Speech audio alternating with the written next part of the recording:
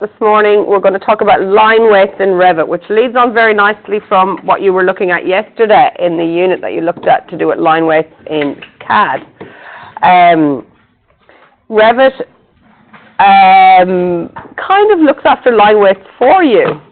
The difference with CAD and Revit is that in CAD you have a line and you draw a line for everything. So you draw a line in your plan, and you draw a line in your section, and you draw a line in your details.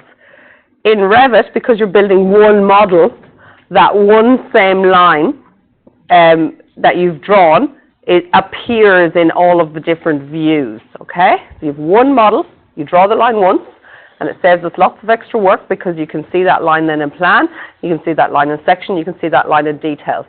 From what you thought about yesterday in terms of line weights, can you see any issues that might happen with that? What?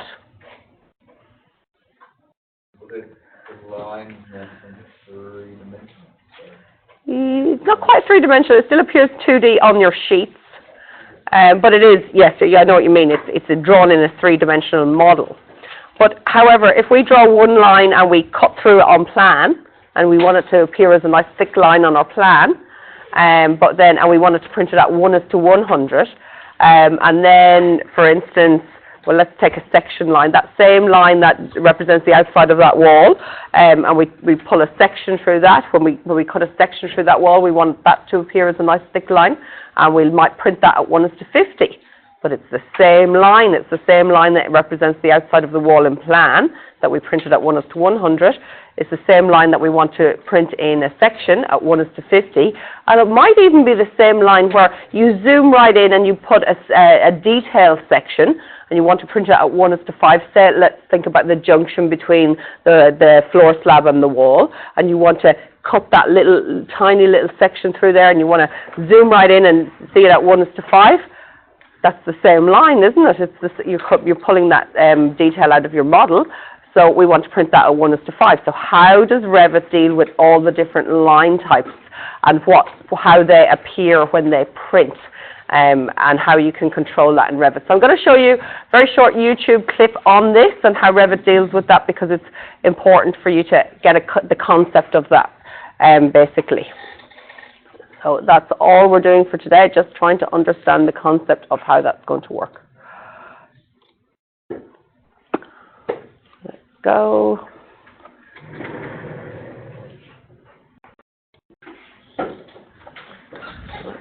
You can see it a bit better. The object styles of each category control the line weights in view. Changing the line weight of a category in the object style. Oops, I just turned it down. The element is displayed in all views of the model. In a view, a model element is either cut or projected. A cut element intersects the cut plane of a plan or section elevation. A projected element does not intersect the cut plane of the view. In this view of the cafeteria, the walls, doors, and columns are all cut because they intersect the cut plane of the view. The tables and the countertop, made up of wall and casework elements, are projected. On the Manage tab, click Object Styles to open the Object Styles dialog. On the Model Objects tab, you can modify the projection and cut line weights for each category. For example, we'll change the cut line of the walls category and apply the change.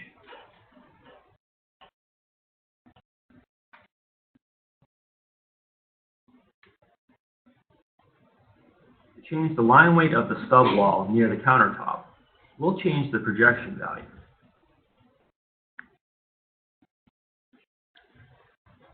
To change the countertop, we need to change the projection value for the casework category.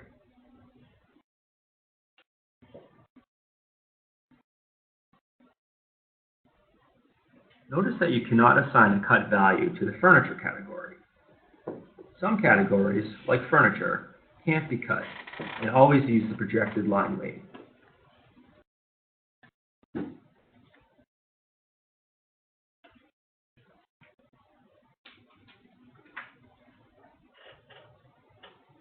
Expand a category to see the subcategories. You can use subcategories to control separate pieces of an element. For example, you can assign the panel and swing portions of a door family to different subcategories and control their representation separately.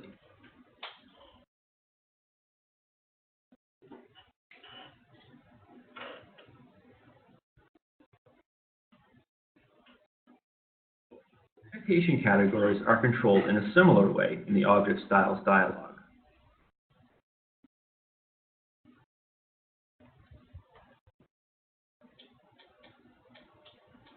The number values used for line weight correspond to a real-world line width when printed. Click Additional Settings, Line Weights. In the Line Weights dialog, each value is listed in line width.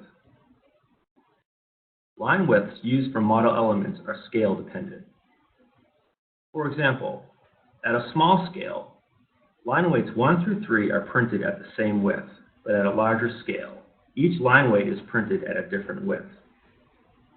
The printed line width of perspective views and annotation elements is not scale dependent and uses a straight table for each line weight. Use the Object Styles dialog to control the line weights used for elements in model views, and use the line weight dialog to control the thickness of each line weight when printed. Alrighty. So the line weights aren't annotated. You have to adjust it to the scale. No, it does that for you, but it's set in that table. Okay? So they're all set. So when we open an architectural template in Revit, the line weights are already their default settings in there.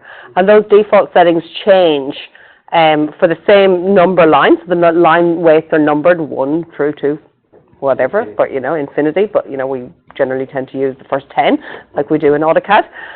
So the numbers, the line weights numbered 1 to 10, will have line weights assigned to them as per the scale they will be printed in.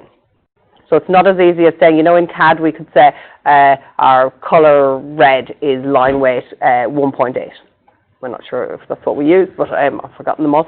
But, let's just say, and so it's 1.8. No matter when you draw a red line, it's always going to be printed at 1.8 on your sheet. That's different for Revit because it will, when you draw that line, you tend not to draw a whole lot of lines in Revit. You draw a wall that has an outside line that is a line weight of 1. So the line weight of 1 will mean that that wall, that line that represents the outside of the wall, will be printed at a different pen weight depending on the scale you're going to print it at. And that is because it has to be, because you're only going to draw the line once, but you might print it at various different scales. Okay. Have I any other questions on that? For now, I just want the concept to sit there in your head. You don't have to do a whole lot with it, but you do need to be aware of how Revit is operating. The same way you need to be aware of how CAD is operating in terms of layers and colors and line weights. You need to be aware that this is what Revit is doing in the background, because how else can you draw one line and have it appear and lots of different line weights in your drawings when you do print it out? We have a lot less control in Revit. Revit has a lot of defaults. And we're just going to learn to draw in Revit using the defaults that are there, okay? Because every single time you go to an office, they'll have a template set up and they'll have it already sitting there in the background, and you just have to get used to whatever way that office sets it up in there. So when we try and teach you here, we're just going to teach you the Revit defaults, which means that you don't really have a whole lot of changing to do in your template. We'll be pretty much setting the template up just enough that we can use it here for our projects next year, okay? But there are offices that might go into that part in Revit. Let me just get out of all this. Do you want to see the video again? Would anyone like to see it twice?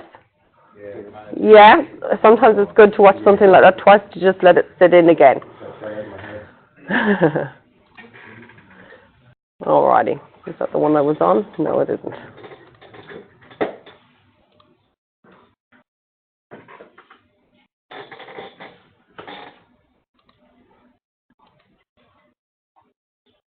The object styles of each category control the line weights in views. Changing the line weight of a category in the Object Styles dialog changes the way the element is displayed in all views of the model. In a view, a model element is either cut or projected. cut element intersects the cut plane of... What does cut and projected mean? What's the difference? If you were in CAD and you were doing that, what would you be choosing? Vic just talked about this yesterday. Section. If you cut through something, it's always a heavier line weight than something that's sitting in the background that you just want to see, like your elevation lines of something that's further away, or in this instance, the example he's using is the furniture. He doesn't want the furniture to be a really heavy line weight, so he's using projection lines. So when he talks about projection lines, he means the projection of something that's sitting it's in the image, but it's further away and you haven't cut through it, okay? So that's the difference between cut and projection, and how we want those line types to appear in a drawing is quite different. A plane or section elevation. A projected element does not intersect the cut plane of the view. In this view of the cafeteria, the walls, doors, and columns are all cut because they intersect the cut plane of the view. The tables and the countertop, made up of wall and casework elements, are projected. On the Manage tab, click Object Styles to open the Object Styles dialog. On the Model Objects tab, you can modify the projection and cut line weights for each category. For example, we'll change the cut line of the walls category and apply the change. So we've gone from a pen weight of 3 to a pen weight of 7, which is thicker. We generally start with 1 being thin and... Change the line weight of the stub wall near the countertop. We'll change the projection value. Is that an arbitrary number, or is that decimal? Change the countertop. I'll show you this after. So the line weights in Revit start with, we just call them line weight number 1, 2, 3, 4, 5, 6, 7, up to 10. And generally speaking, on the default settings, the 1 is a thin line, and they get thicker as they come down. It depends on what the company has set them at. You can set them to be anything you want them to be. We'll have a look just after this at what the Revit default settings are. Okay? And we'll have a look at what each one is. But they generally just start with 1. So they're not color dependent as the way AutoCAD is.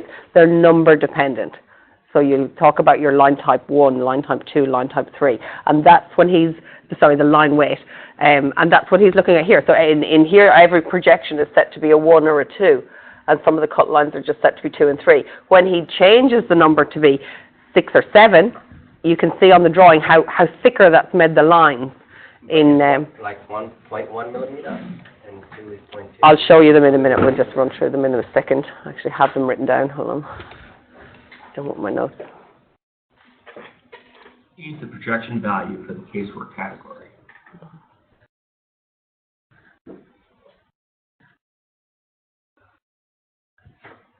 Notice that you cannot assign a cut value to the furniture category. Some categories, like furniture, can't be cut, and always use the projected line weight.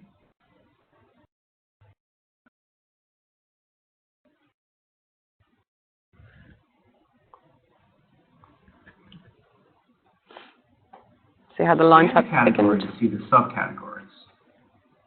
You can use subcategories to control separate pieces of an element.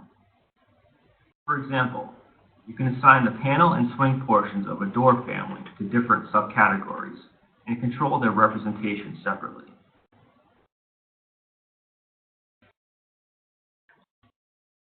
Change the color. So in Revit, colors mean color. They will print in color, not the same as CAD. In a similar way in the Object Styles dialog.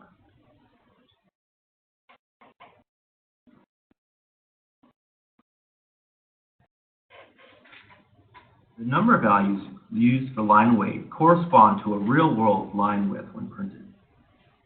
Click Additional Settings, Line Weights. In the Line Weights dialog, each value is listed in line width. So now, this is really the concept of it there. So you've got your line weight number 1. When I print this at 1:10, these are the default values. It's going to print at a 0.18 line. Same at 1:20. Same at 1:50. When we print it at 1:100, it's going to print as a 0.1, and so forth. So you have a whole table of these to choose from. Okay? But you will get used to doing this. You'll get used to, in fact, Revit will just draw the lines for you, and it's only when you want to edit line weights that you'll ever come in here and start to think about what they will be. And these are set up in a template. You would always set these up in your template and just draw with them. Believe me, it'll come a lot more naturally than overthinking this, okay? Your .ctb equivalent. Exactly. It's your .ctb equivalent. It's the settings behind what's giving you the line weights. It's very important that you're aware of what's giving you the line weights, and so that if you do need to edit them, you can come back in here and do that. If you ever go to work in a company, please do not go in here and edit these without telling anybody else, okay? This is really important. These are things that are set up in templates, and everybody in the office has to work to the same table, okay? But if you want to know what's happening in my drawing, why is this line printing dark, why is it printing too light, you can come in here and have a look at the table, and it will start to explain that to you. So it's not as simple as saying my color red is a 0.18. Not like that in Revit. It's quite different. And it's different because of what I said at the beginning, because it's one model, you're drawing one line, and it's going to represent lots of different things in different areas of the model, whether you're printing a plan, section, or detail. Any other queries or questions on that? Concept sitting okay with everyone? Would you like to just David, are you going all right there? Yeah, got it? What's that? scroll a little bit back? I just want to see where he found that line weight text. Yeah, we will be looking at that later on in the day anyway. Didn't go back far enough, did I? Correspond to a real-world line width. So under manage. Click additional settings, line weights. In the line weights dialog, each value is listed in line width. Line widths used for model elements are scale dependent. For example, at a small scale, line weights 1 through 3 are printed at the same width, but at a larger scale, each line weight is printed at a different width. The printed line width of perspective views and annotation elements is not scale dependent and uses a straight table for each line weight. Use the Object Styles dialog to control the line weights used for elements and model views, and use the line weight dialog to control the thickness of each line weight when printed. Okay, good to know. Alrighty, let's have a look at Revit then. So you guys have templates that you began to work on last week. You want to open those up now? I'm going to open.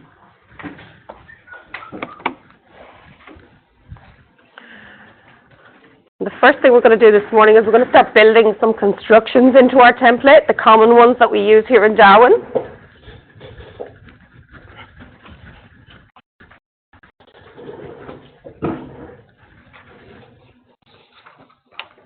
I'm just trying to find my template.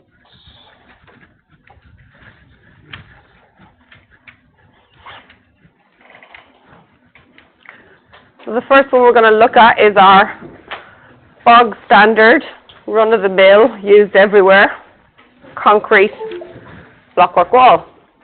We're going to use it on nearly everything we do, aren't we? So,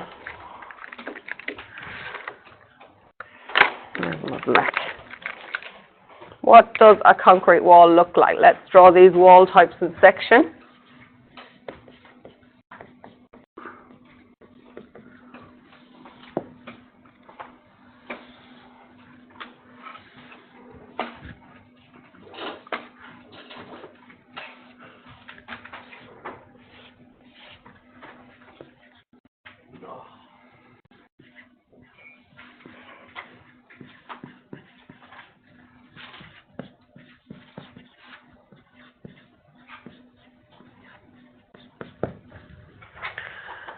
So if I draw that blockwork wall at 1:100, and we'll think about what we're drawing in plan here first.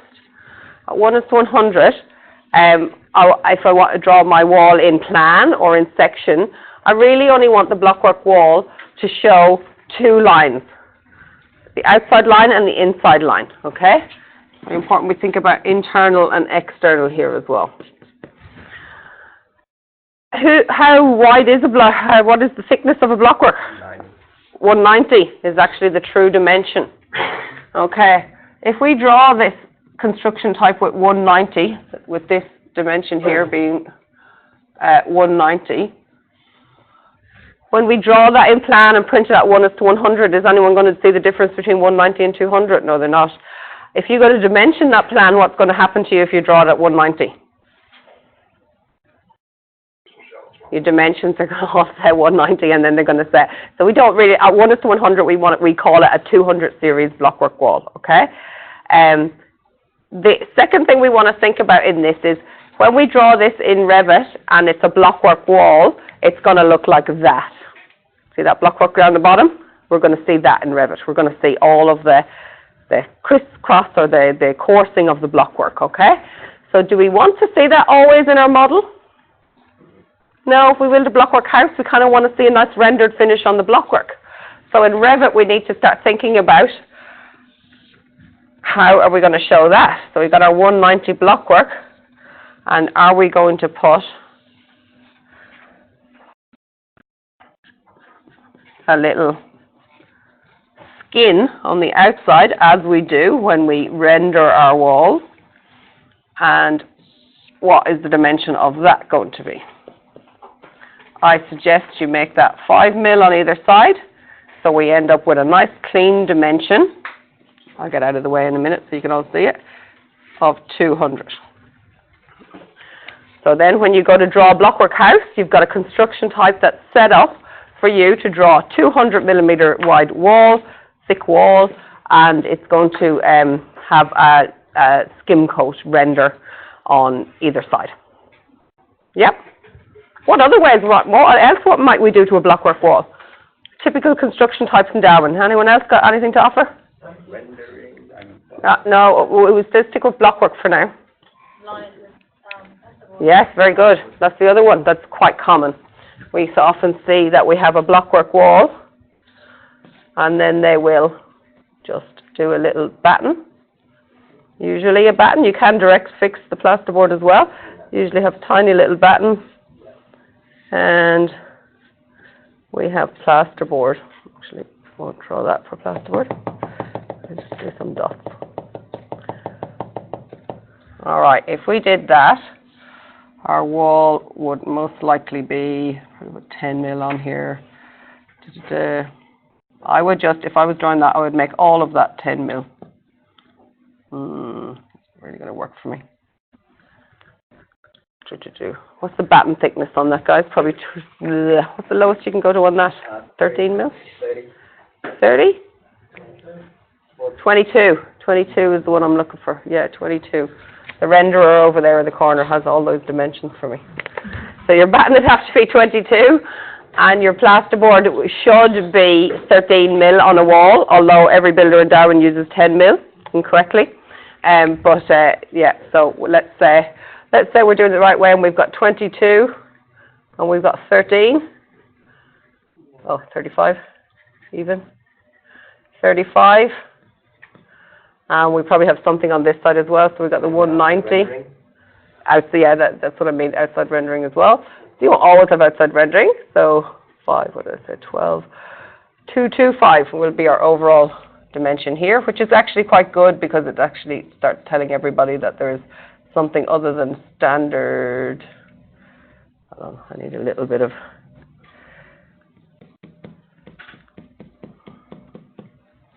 It's going to be 230, isn't it, if I add my 5 million? So these are the way you can make up constructions in Revit. Well, of course, before you do that, you need to think about what's actually going on in your building, okay? How do I want to represent it? What do I want to see? What scales am I going to be printing at? Am I going to be just printing in plan? Is it enough to just give it 2 lines on either side? Or do I want to start building up the constructions? And Revit asks you for the constructions. And of course, Revit is going to produce an image in 3D that's going to be reflective of what constructions you've told it to use, okay? So we're no longer drawing in lines like we do in AutoCAD. We're now drawing an actual wall, and we want the actual build-up of that wall. Okay? All right, let's get on and make some of these constructions up. Do you want to lead the way in making the constructions? Okay. So I suggest we do, for our 200 series walls, we do 3 different types. We're going to do one, which is just a bare-faced blockwork wall. When you're naming these constructions, can you begin with the prefix CDU?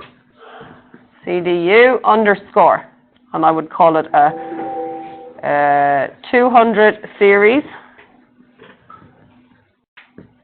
And you might write BF. What's the BF standing for? Anyone tell me? There's no render on either side. What's BF standing for? Bare-faced, naked, blockwork wall, bare-faced. Leave the dots out, and then just blockwork. So you want something that you're going to recognize quite easily each time, all right? That's our wall type number 1, that's what we're going to call it. Number 2, we begin with our CDU. Why do I use this CDU? So in the Revit template file, there's already some constructions made in there, ones that you will never use in Darwin, I can tell you, but they're already in there in the library, okay? And so when you're flicking through the library and you're looking for the wall type you want to choose, do you want to go through 20 to find the one that you want, or do you want to quickly just go to CDU ones, and they're the 3 types I use all the time? And I'm just going to select from there. So prefix CDU on everything you do in Revit. So when you go to an office, the offices will often use a prefix as well for all of their library stuff that they like to use all the time. So let's get used to setting up our own template with our own defaults in there. So the second one is going to be, again, a 200 series. We'll just write render.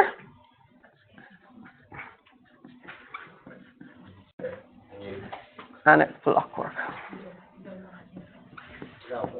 And our third one is going to be CDU, and we're going to use the underscore again. It's going to be 200 series.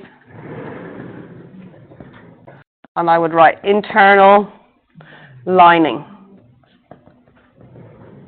We all know we call it cladding on the outside and lining on the inside. Internal lining. And we'll just write blockwork again.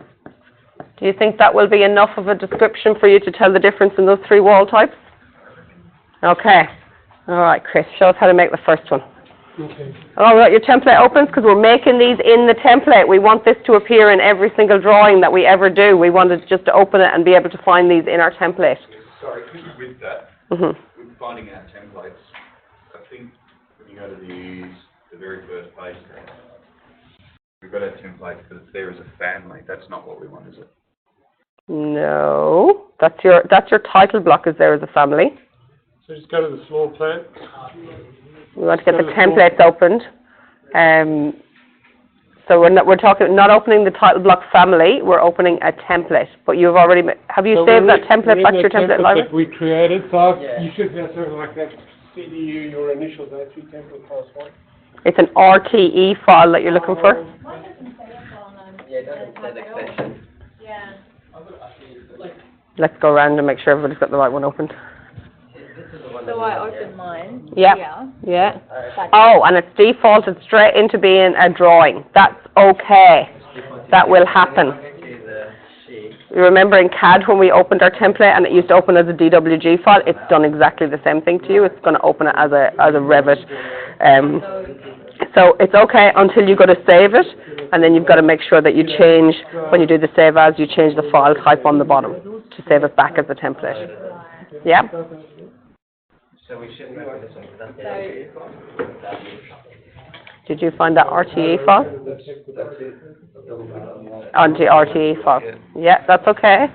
You're opened as a, yeah, your title block is in that file right now, in the template. Same as we, in CAD, we had the template, we bought the title block in. Yeah.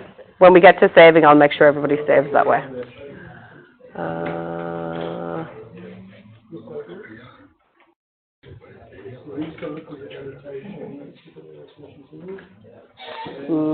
Okay, that's a family, RFA, that's not what you're looking for, it's this one you're looking for, the RTE file.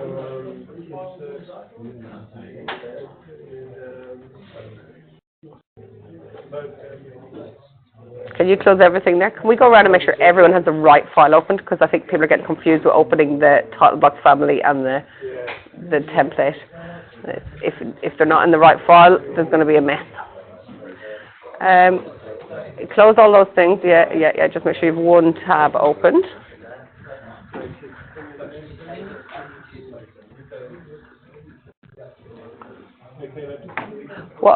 When you opened that first, where did you open it from? Can you show me where you found it? Yeah, R drive.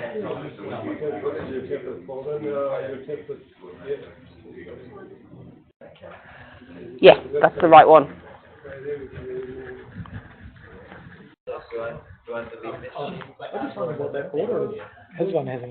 Just click outside of it and it'll go. It's a little bit like, I'll come to that in a minute. It's to do with when you're drawing in there. Don't worry. Yes, it's like your extent. Yeah. Oh yeah, we're going to do that in a minute. Have you got your template file opened? Yeah, RTE. Yeah.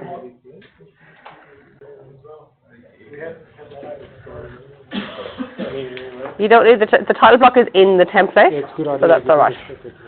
You can move around your template here. You can go into a floor plan view if you want. You won't see the title block anymore. Alrighty, let's start making some walls. I know doing this. Do I need to do this first to do that, or should I just be? No, just do this and leave that, and you can do that again. We'll be doing another two title blocks, so I'm not too worried for those who missed last week. Okay, cool. Yeah. Do I still work in this, or if I open a new template? No, just save that. You can continue to work on it. Oh, so are you in a family or a template there? You're in the template file? Should I rename this? Yeah, okay. Yeah. You should do a file save as there. Yeah. Save as, and you want to save it as a template. Why won't that let you say? Chris, can I get you to look here? So just what was working on our title block. But when we want to save this as a template, why won't that? It's just then it can only give us the option of a family. I think just save it as a family. I think that's what we've done. You've imported. Okay, just save that as a family, and then we're going to start a new template. Does the spinner have to have anything in the template from last week? In the template file itself, what have you done so far? That's all? Oh, I'm halfway through it. So when you're finished, we'll import it into her template. So just start using the Revit AutoCAD, or the Revit architectural template, and just open up and then do a file save as here, this one. So when you've opened an architectural template, just do a file save as into the R drive under your file as a template, and that's where we're starting from now. All right. So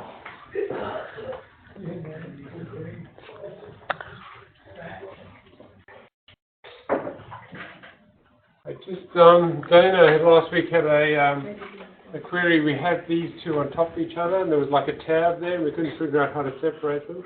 And I can't replicate what the problem was. I'll just try to demonstrate that, but I can't get the thing. I did it on my PC at home. But anyway, there was two tabs, and you just had to pick the tab, and then we could separate the two. But occasionally things go wrong with these, and then don't lose it right now. So just briefly on that, those model lines and detail lines, I could just quickly explain that. Another demonstration. So if you go in architecture, we've got model line. So the model line is something that's in the model, in the three-dimensional model. So if we pick here, we've got a 2-5, we've got various line types there, and we pick that and just draw that model line, say for instance. I'm just doing this quickly just to try and demonstrate. We'll just have a look at the manage additional settings, line weights, and we see we've got exactly the same setup there in our template. So the line type 3, the width varies dependent on the scale. So it's been set up already. So I just drew a model line there. Then if I do an annotation, which is a detail line, and just pick a similar line as 2.5, we draw a detail line there. So the detail line is an annotation line on this ground floor plan view, but it's not a model line, that's the model line. So if we go to 3D, and we'll have to set this up, but I'll just do it now, because there's no, in our project browser, we haven't got 3D views yet. So we go to 3D view, default 3D view, so it's created it there, and we're in it now. And you see there, we've got that line that we just created, which is the model line, and it's in model space. It's in everywhere we look for it, we'll see it. We won't see that annotation line that we just drew, because that's only on this floor plan. So if we duplicated the floor plan view, duplicate the view, then we'll get the model line again. But if we, without the annotation, but if we duplicated this view with detailing, we get that detail line. So you can, if you have a view and you've done a whole heap of dimensions and lines and text, that's detailing, and you can duplicate it, but you definitely won't see it in the model. It won't be in there. You only see model lines and walls and systems. So now I just having a look at the, we're looking at that line weight design. So this is scale 1 to 100. So we're talking about if we did a detail now, 1 to 5, it changes, but I can't, I was hoping that the model line, which is that one, would have been thicker and the annotation would have stayed, but I don't quite know what happened there. But you get the drift that, yeah, when you change the scales, you get a larger diagram, so you want the lines to be thicker. I don't know if it's this, let me just try that. So that's fine line for construction, so we don't have the line weight at all. So this is line weights on, but it actually looks like the annotation line is actually... It looks like the annotation line scaled as well, doesn't it? Yeah, I think it... Maybe it's because you drew with the pen weights over there. Yeah, I don't know. So if I go back to, say, 1 is to, let's go to 1,000, so yeah, it's a bit weird. But anyway, maybe... I think when you're drawing with the pen weights, yeah. As well, but yeah. So that's just a bit of a play there. But you've got, the important part to take from that is that there are two different line types that we want to use. I'm not talking about line weights, I'm talking about line types in Revit. And so one is called a model line.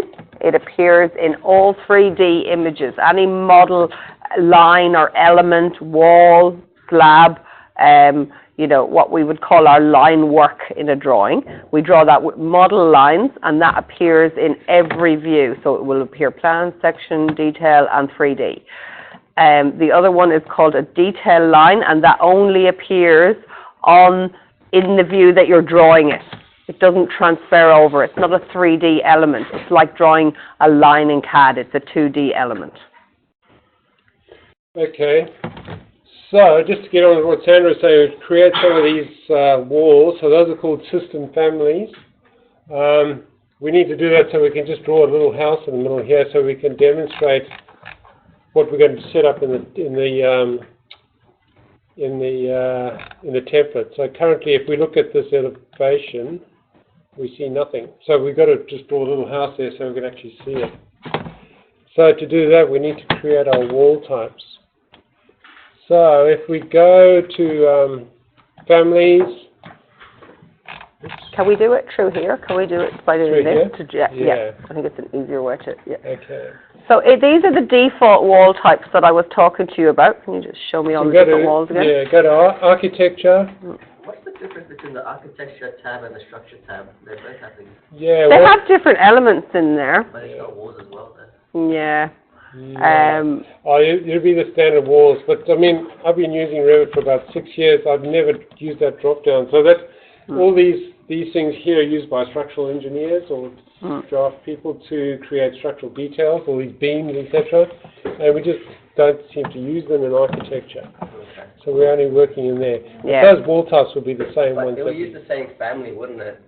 Yeah, the architectural, look, it's going there, but I don't know about structural, would probably be different. I've never used it, you just don't need it. So it creates a load-bearing or shear wall, So, if you were a structural engineer, you were drafting for a structural engineer, they probably would want you to, on the drawings, be identifying what walls are load-bearing and what walls are shear walls, because that's what structural drawings do, as opposed to architectural, where we just want to enclose the building and build a building envelope.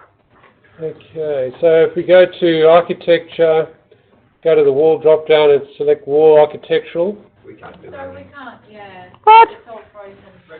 What? Okay. What's frozen?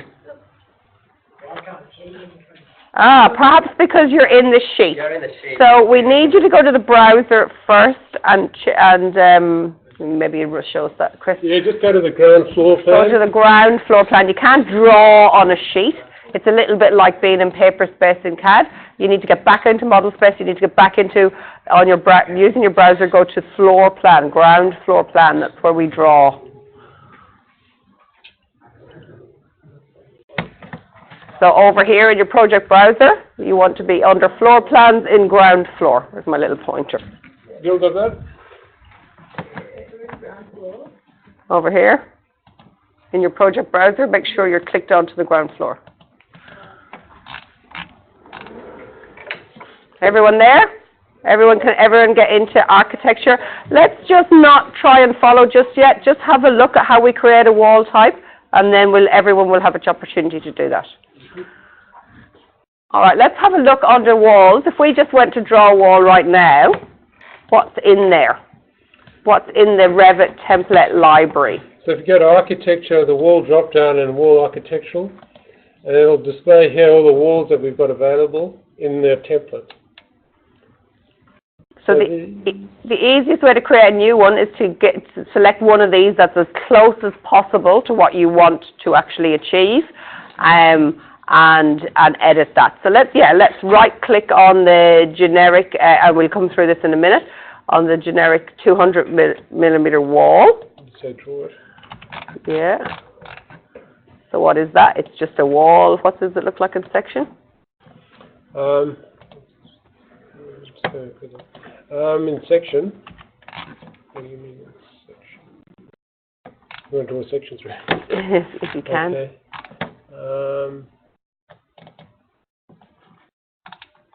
Section's not going through. Just, There's a section line there.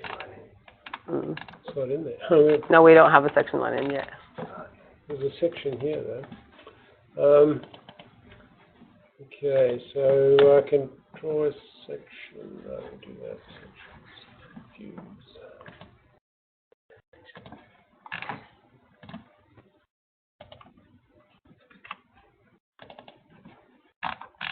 And that's so it's a pretty plain old wall. It's got one line on the outside, one line on the inside, and it's got some sort of solid fill going on in the middle. Not quite what I want my blockwork wall represented as in my section, my 1 to 100, 1 to 50 sections that you might have for this house. So let's go back to architecture wall and look at how we adjust it then. So if we go back into the wall. To this one here. Yeah. So if we highlight that wall and we just do edit type. And so in here, you can then go in. So it's got a name. So what we want to do is we want to use one that's like a good basis for ours, and we're going to duplicate up here. So when we duplicate, we give it a new name. The name we're going to give it is CDU _ 200 series. It's a 2000 series.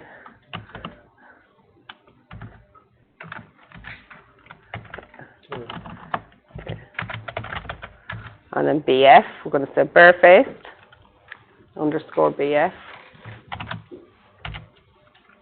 And then just blockwork at the end.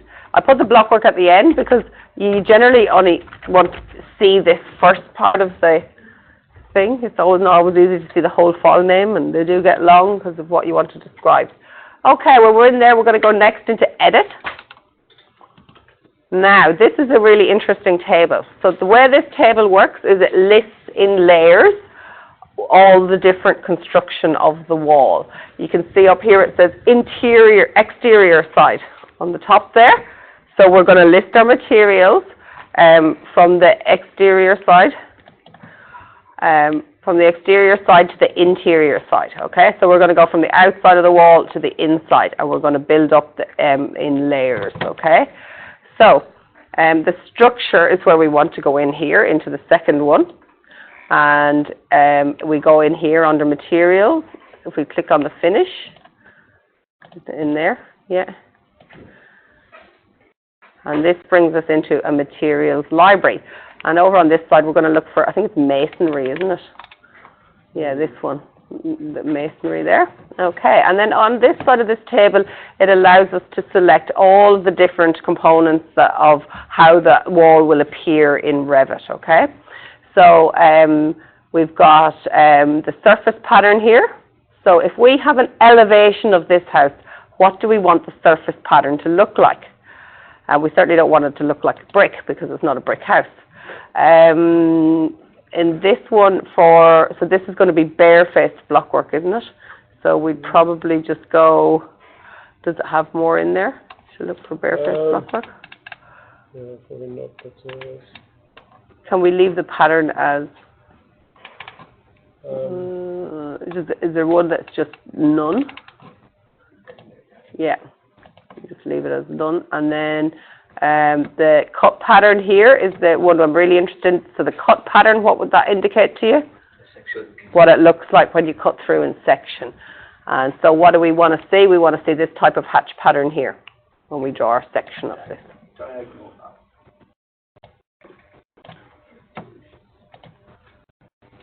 All right, if we just apply that, the easiest way to do is to go back to our section and see what that looks like. We don't need to do anything else in there.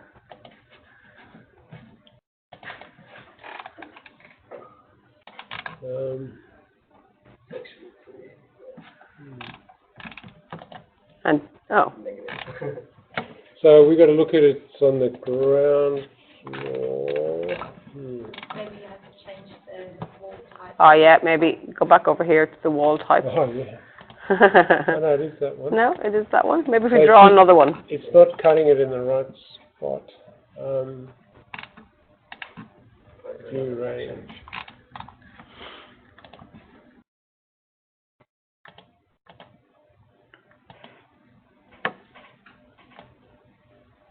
So the view range where it's actually cutting it, we have to set in this view. Let's see where it's at.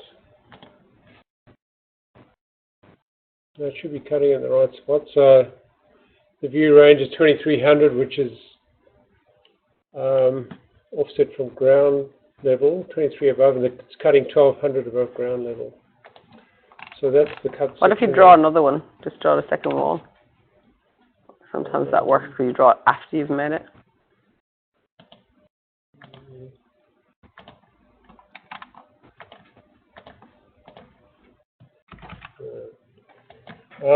This is probably the thing here. This is set on coarse, Let's put on so we need to have it on fine. So it's best to keep it on fine all the time, and then it gets into sections. Yeah. where our hatch patterns were So when hiding. we set up our view templates, we'll just set them all on fine and Yeah. no mucking around with that course because it just confuses them. All right. Does everyone want to have a go at making that first wall type? It's a pretty simple one. It's going to be 200 mil. Did we put in the 200 on the wall type? We'll do it again, but you can try and follow through. So It's 200. it is 200. Just like, did we set the thickness? Yeah. It looked good. So do you want to go through the command again? So anyone Yeah. can follow you if they need to, so they know how to get in there. So go to architectural wall. Have you all created or you start from generic? Start from generic and duplicate. So we go to generic and then we go edit type and duplicate. So we do, CDU, whatever.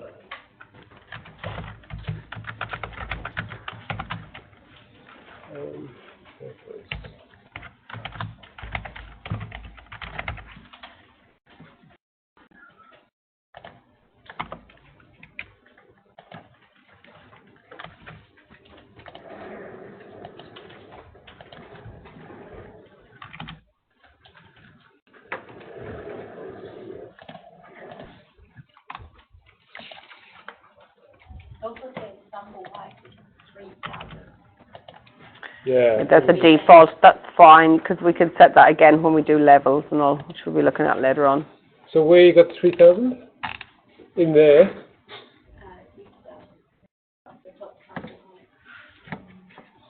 Once you go edit, yep, the sample height up the top is 1,000. Yeah. Oh, yeah. Total. You can make it three Yeah. meters if you want, but you don't want, you know, it's a sample height. Generally, when we draw walls, so when we set up levels in Revit, we have, you know, our ground level, level 1, 2, 3, 4. Isn't ground level level 1 in Revit?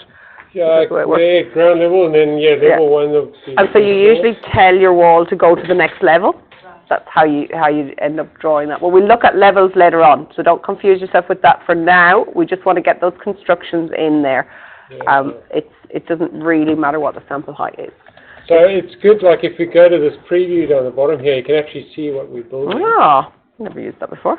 So you can get into 3D there. So,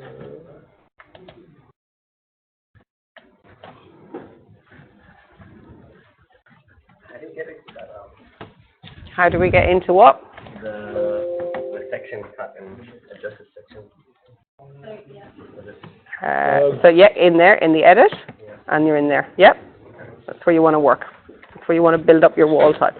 so anyway, that sample that you saw was the, is what's been generated there. It's drawing at 6 meters high. So you're right, it's a bit weird, but it doesn't really affect anything. So we can just leave that. You can always adjust the height of your walls in your project browser all the time as you're drawing. You know, I prefer them the default to be really high, and then I just cut my walls down after these. So if we go to the finish there, we want to change that. Yeah. You got that? So we go into the materials browser, and then we went to, was it We want this one to be the barefaced. Yeah, masonry? masonry, yeah.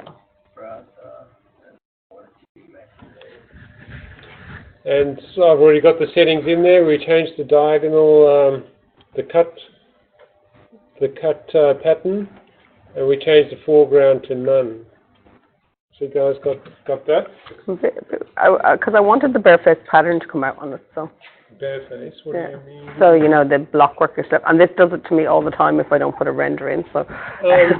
So we could have blockwork, which is... Yeah.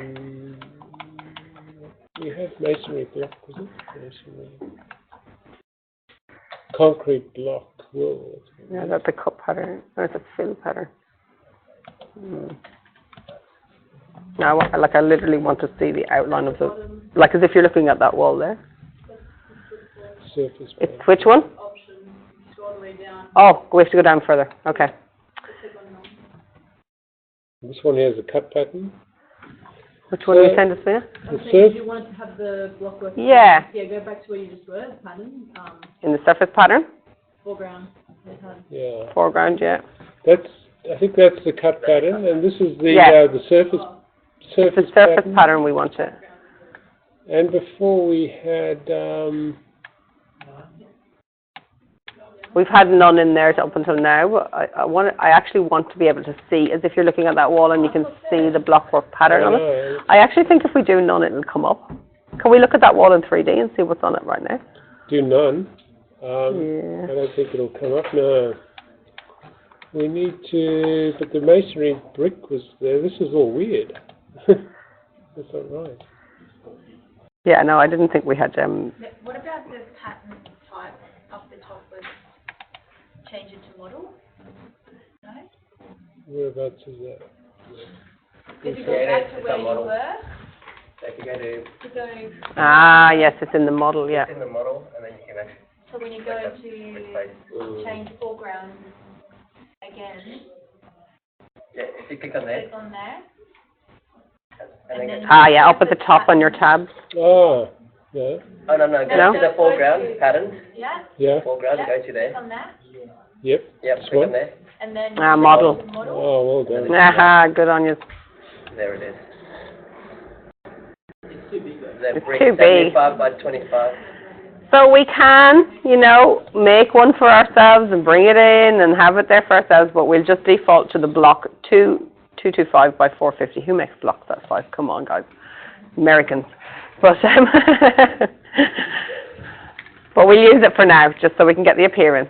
So let's have a look in our model and see what that looks like. If we draw a warehouse, we're not going to render either side of it, and what we will look like there in our model.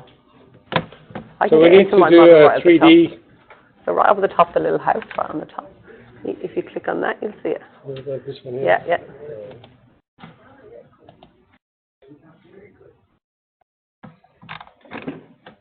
Hey, we got a blockwork wall, and we can see all the lines on it. Can you see that? All right, who's got it drawn? Who's got it, or not drawn, who's got it made? You got the wall type made in your template? Yep. Yep. What I want to see is in here. I want to see that you've got everything done in there. I'm not so worried about you drawing it for now. I'm just worried about you getting the actual wall type made. Yep. No. Come out of there. Go into under wall. Yeah, our wall architectural. That's it. Click on that. Go in there. Edit type. And let's have a look at them. Go in there into structure and edit. We've got masonry, go into masonry. Go in on that one, yeah, click on that one, the little guy in there. Fantastic. Look at you go. Yeah, yeah, very good. Anyone else having issues with that?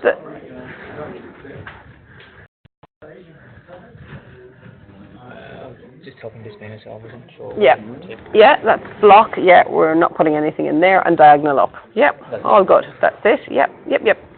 Looking good. Draw it and have a look at it in plan, in section, and in 3D, just to extend yourself out. We did the edit Yeah, structure, yeah.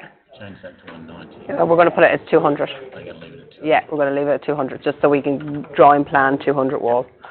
Yep. And so you've got your patterns all in. Again, here in edit, stay in there. Go into, if you go click on materials, and that little box there, that will bring you, it's kind of, yeah, it's hidden in there.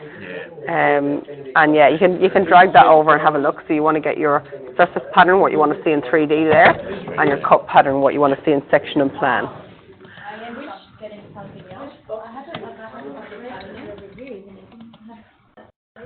Which box did we have the pattern in? We had the pattern in this one. So it's a block, not a brick. Use the block. Yeah. Just below it, I think. Block, yeah. That one.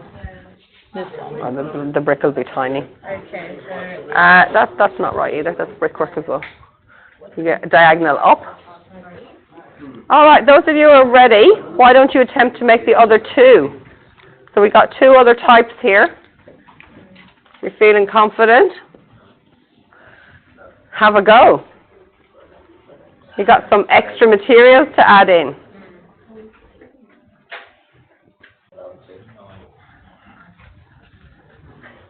How you going, Divya? You can't see the pattern. Let me see. Okay. I made the summary.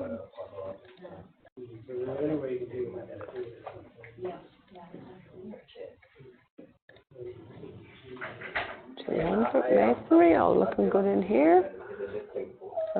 I'll just change that to block. And you got the diagonal in. So all that's fine. Now it's showing it to me there. Now I think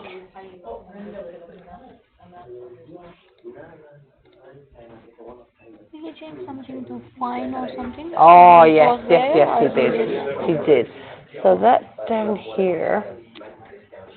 Oh, look at that, it's hiding way over here on you. Now we've got it. Oh, this isn't clicking in properly, so what's happening is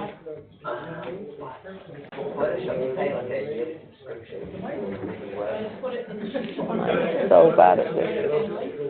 You can make it smaller from the bottom. Yeah, certainly I usually keep my two stacked on top of each other. Yeah. Yeah, we could do that and then leave that one there. So yeah, we've just set that, so this is where you go into a course fine. Yeah. Everybody's set on fine, aren't they?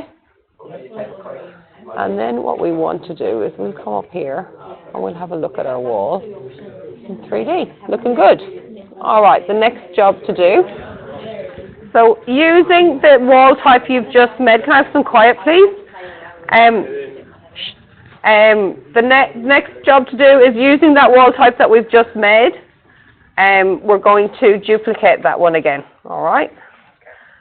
So let's go. Okay. So again, coming up here, going into architectural wall. This is the one we've just made. We're going to click on that one. Is that right? How come I've two there already?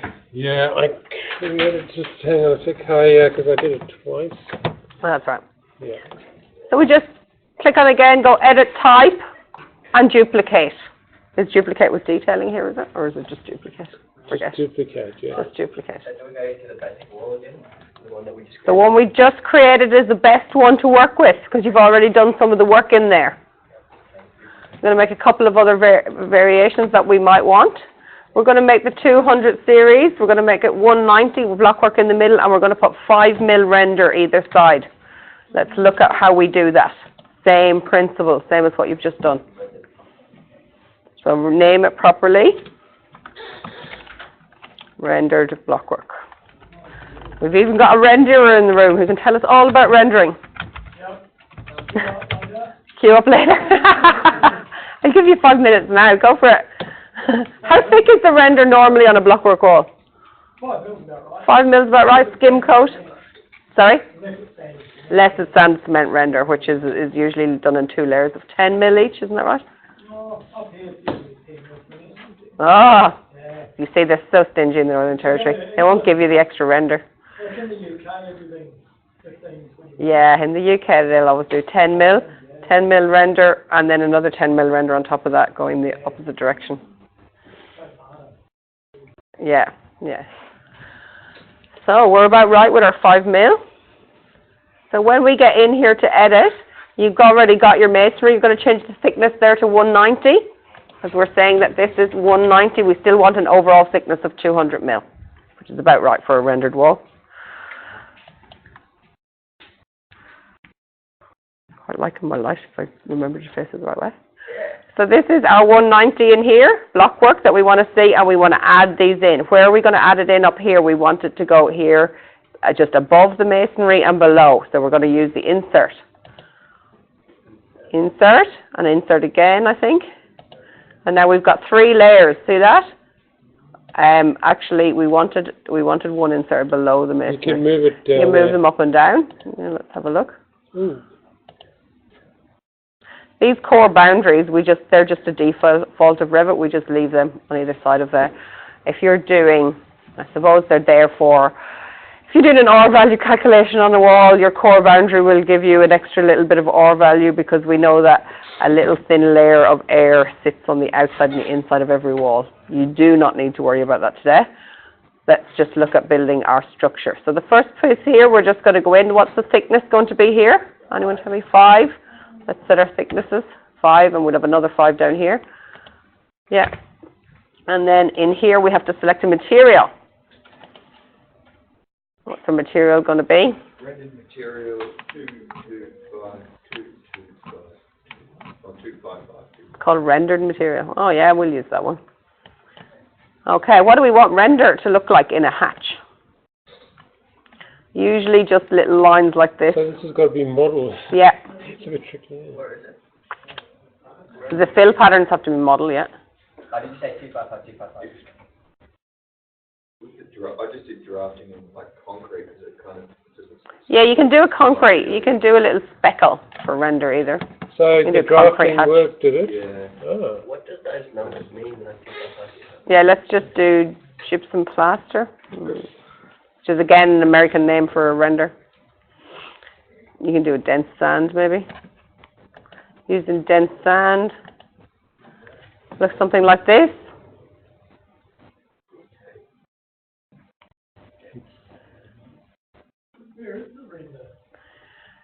Render material 255, 255, 255. Up here, This one? No, that one, the project material. Just go through your project materials and you'll find it. Keep scrolling down.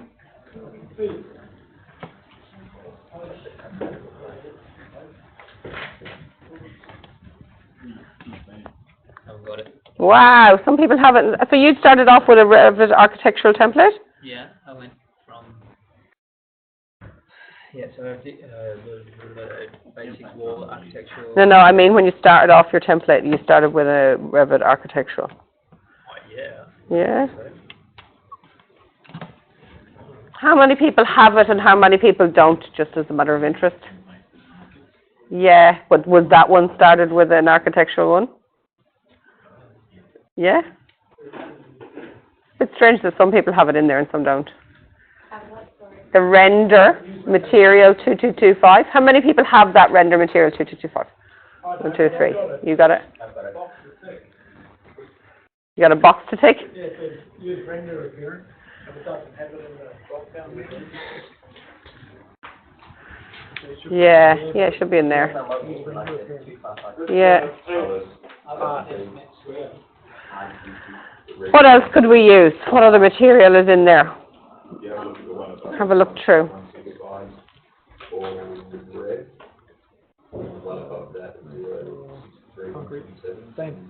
Sand, cement, screed. Use that, and then we'll just go.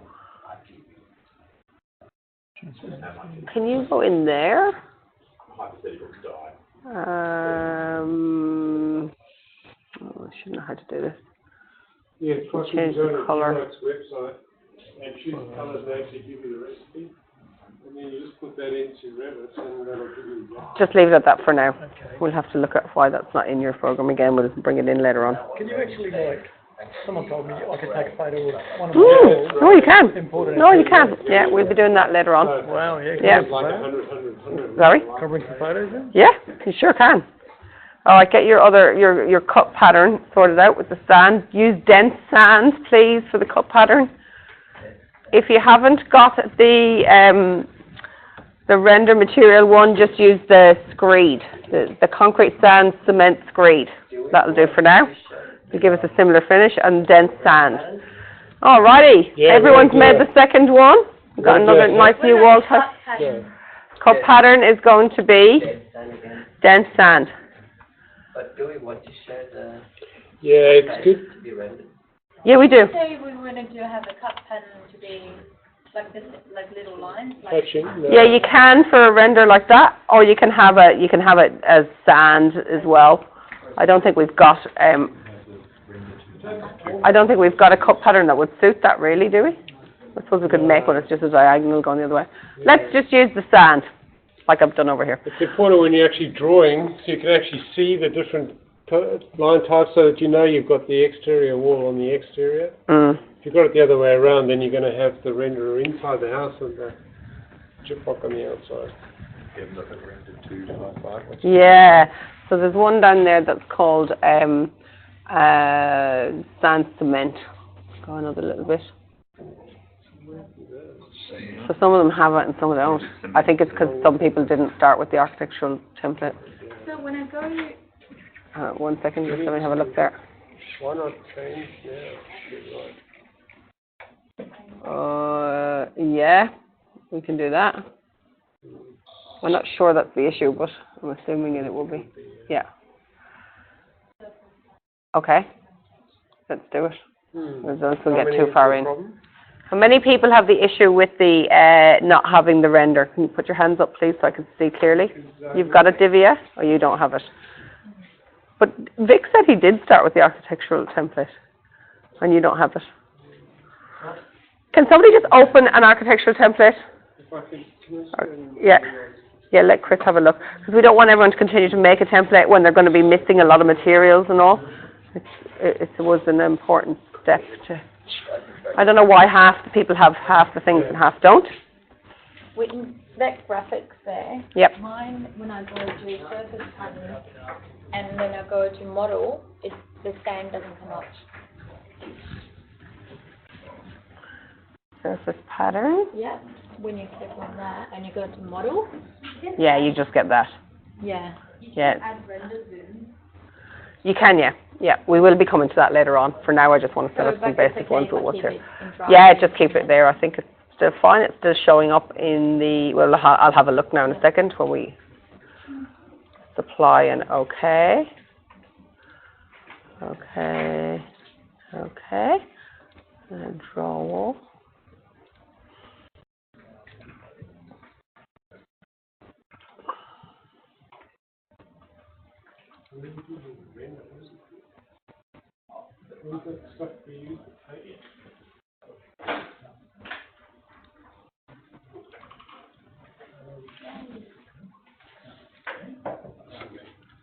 It's drawing it for me with sand. I don't know if I want sand on that. I'd actually rather that would have nothing. Yeah. All right, guys, in that one, on the one that we want rendered, 3D is starting to look like this. What is that material called again? Was it render? Render material 255, 255, 255.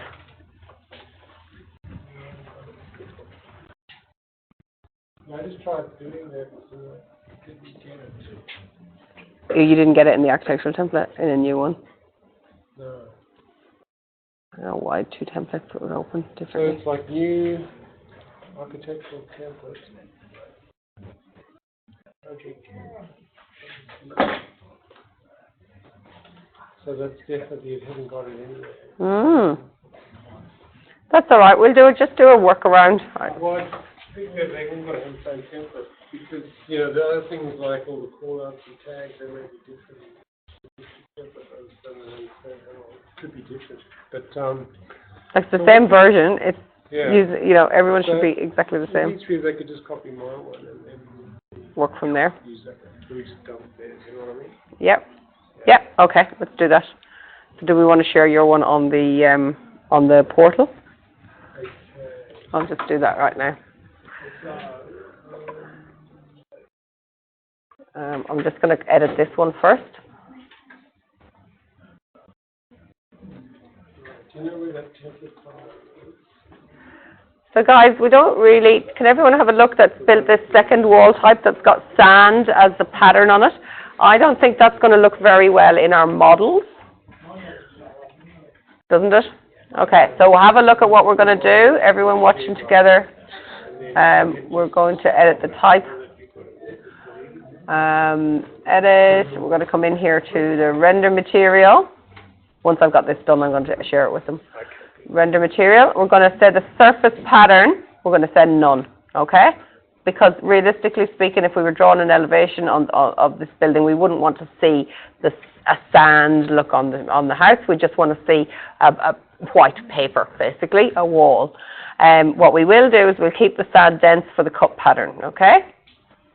Apply, okay. What we need to do again then is obviously do that material again in here. So I'm doing it a second time if anybody wants to watch. We're going to have our color up here. For those who don't have the right file, we're going to share this file with you to continue on for the next one. So don't worry too much about not being able to find this, but we are using this 255 one. Again, we're going to say surface pattern none, and the cut pattern is going to be the sand dense. Okay? Okay, and our wall is looking like so when we draw it in 3D. And let me have a look through my floor plan. Go up this way. Ooh, you can't get in there. That won't bring me up, will it?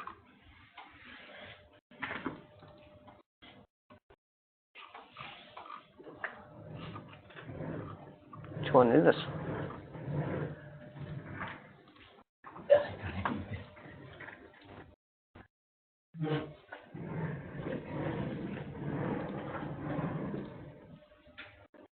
I'll draw a second one there through the section line.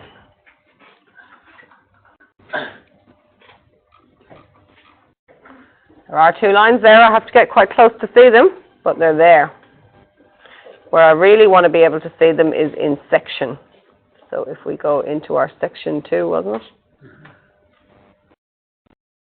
Yeah, section doesn't really show that. You know, That cut pattern. you know the section. It shows the brick is that. Yeah, the cut Oh, hasn't done any plan yet. It shows it in, hold on, we have to get it in section 2. yeah. Let me go back here.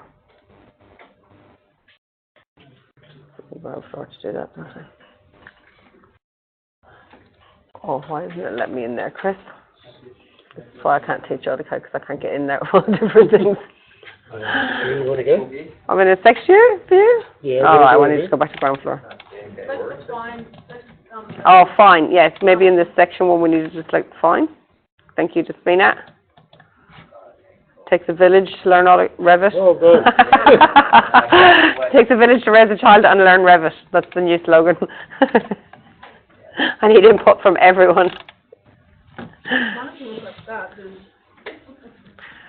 But still, you can't go around. How do you do like? So if you go to your. Just hang on, we'll just save it for you, and then Did we save that? No, No, I thought we cut did. pattern, no, diagonal up. Diagonal. Yeah. Is that right on your other wall type then? I'll change it. Yeah. It's the. Yeah, diagonal up, yep. That's it. How you going there, Nicole? Is it looking like it should? Oh, you getting your section? Divya, any questions there? Couldn't find the type, that one. You couldn't find The render type. the render? Yes, so your file is like that as well, isn't it? Okay, so what we're going to do when with this file correct, we're going to share it with you guys, and we're going to get you to ditch this one and use that one, because I want you to be using a file that's got all the materials in it, or otherwise we're going to have issues all the way through, and you're not going to have them in your template. We just opened Revit Yeah, from scratch. yeah, And opened and clicked on open architectural template. yeah. Went and found the walls, same thing. And it wasn't there? No. No, yeah, because Chris just tried that over there on the other machine, so I don't know why. I don't know why. So what we're going to do is save this file with you guys and get you to save it as your template. Yep, so that everybody has the same. Otherwise, we just run into issues all the time. Okay, so I'm going to save this onto the portal, if that's all right. Are we happy with how it's looking at the moment? Don't need to think about anything else before I do that? Keep on saving this. Yeah, you guys keep on saving it. Anyone who hasn't got the issues, you don't need to open the other one. You're just going to be going on with this one. So far. So but if we keep saving it, it's gonna save. It's saving it all the time as a Revit drawing, but when we do a final save before we leave here today, we're going to save it back as a template file. Okay, similar to what we did in AutoCAD when we worked on our template multiple times, we would have done the same thing. Just rerun the template. Oh, guys, it's 11:15. Can everybody just take 10 minutes, have a coffee break? When you guys get back, I'll have shared this file and you can open it then and continue on, okay? Doesn't matter about that file at all, you're going to be overriding it.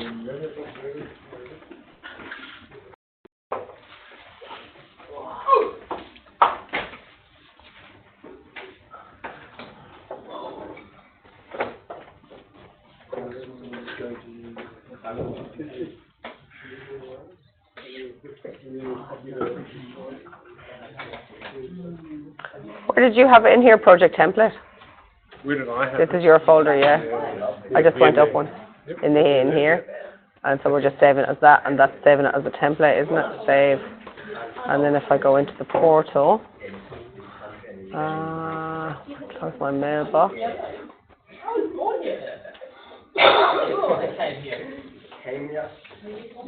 We came here on the ship and we don't even make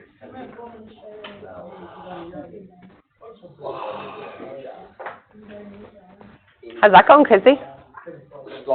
It is. You look a bit tired today, though. Oh. I had horrible dreams last night. Didn't really like it at all.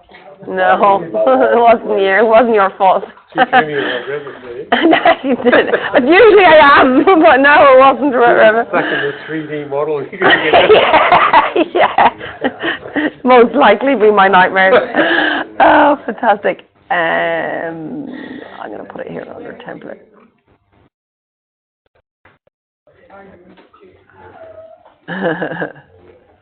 Stuck in a red puddle, I like that one. All right, where am I going again? R drive. R drive, Revit, Chris. Project template. That's the one. Open. Right, shared on the OneDrive so they can all open it and start from there. Troubleshooting as well, Chris. Takes every talent, doesn't it?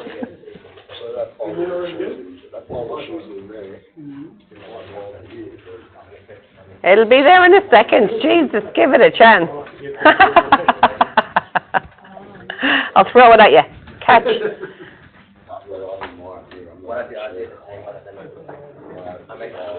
You probably need to get out of the folder and go back into the folder for it to regenerate. It's under template creation resources. It's telling me it was just added a few seconds ago. I'm going to grab a coffee. Want a coffee, Chris? I love a coffee, but I'm too Oh. You're too what? Skinned? Too scared to drink it. Too scared to drink it? Why? You think I'm going to put something in it? I look like I wet myself. Yeah, you had the coffee incident this morning. I forgot about that. My pants are wet as well. I put on the screen. Oh, I couldn't find it. You can't find the file. Yeah.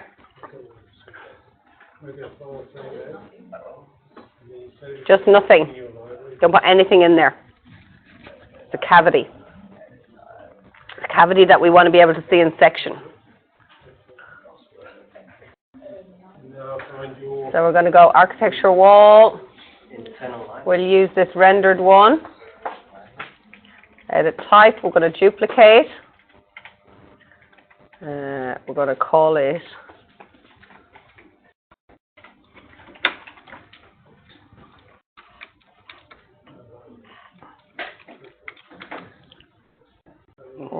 look too good.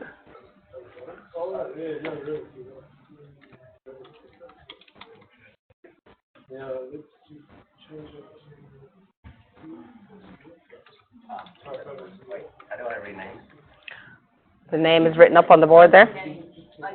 Oh, no, I wrote internal lining, but she did internal underscore lining. Doesn't matter. Like, you know, we're talking about underscores here.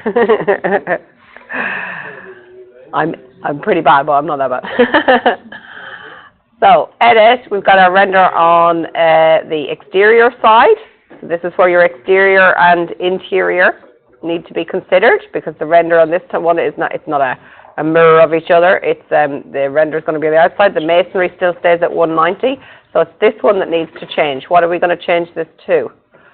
We want a cavity. How do we do a cavity? So from We just- one, None option, I just did the pattern as none. The pattern is none. But what did you put? You didn't put any material in, and we don't want any pattern here. We just want this as none. Sorry, Juan, were you going to say something there? yeah, I was gonna say with that like it goes. So one is always the exterior, and then it goes into the interior. So 1, 2, 3, 4, 5. So It says it on the top. yeah. Yeah. So we want this, the thickness of the cavity to be 22. I don't want this to say rendered material though. No, I've been trying to, you can make a So material. we could say create one, cavity, a material here. No, let's create a material. do it.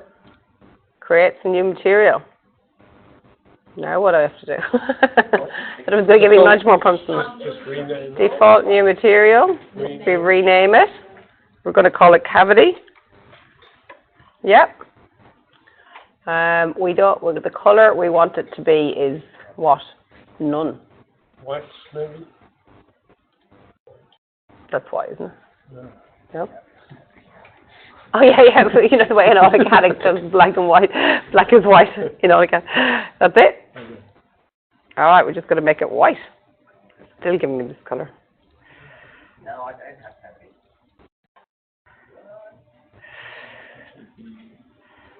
Did you just duplicate and then change it? Yep. Duplicate. Change. That's what we're doing every time. Do you have cavity? No, you have to duplicate and then create a new. Yeah, that's what I did. But I don't. You're right. So you're changing the render that was on the internal face to cavity. Change the render for the top from standard to none, change it back to standard because it's gonna change them all. So it's the whole thing. You're standard? Yeah. Your Ah. material, You've done it. The The black sand material. material, that was the problem. sorry, the The render material, that was the problem. So how did you change that back to Oh, no, zero? you were right. I picked black, Ah. the red, green, blue is 0. Yeah, right. White is full on. Yeah. So, So pick the black in the custom colours and it goes to a blank colour. How did I rename?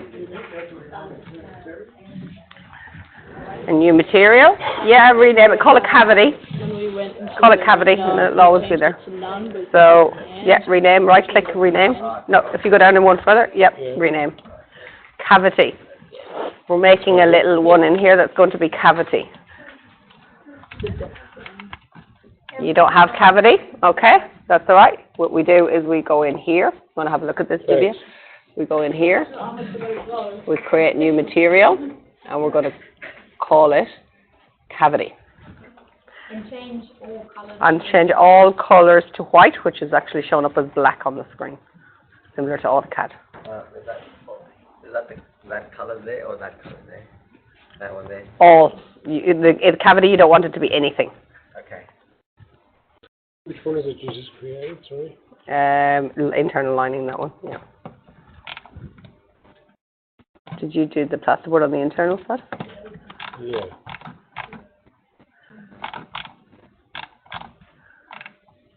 Why don't we have 2 lines? We should have 2 lines here, Right, because we should have the cavity and the plasterboard.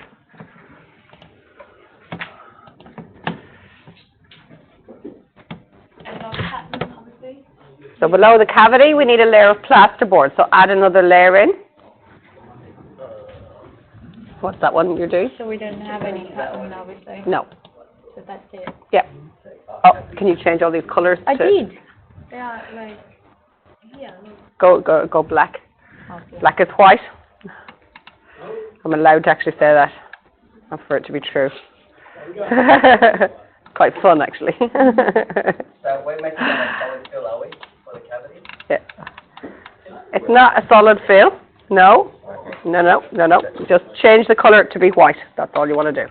That one there. No, the black. Black is white. Said it again. Love it. All right, how are you guys going down here with that? Did you make the cavity? I think so. What have you got? Black and white. Is that it? Now, on the next one, we're going to put some plasterboard in. Let's have a look through the materials and see, can we see a layer of plasterboard? I'm pretty sure it's there. It's very American again. What's plasterboard called in America? Gypsum board. so how thick is that line? That's going to be 13 mil, and it's going to have sand dense. Can you change that sand in the cut pattern to be dense? What, Yeah. what color is it? I don't get these colours.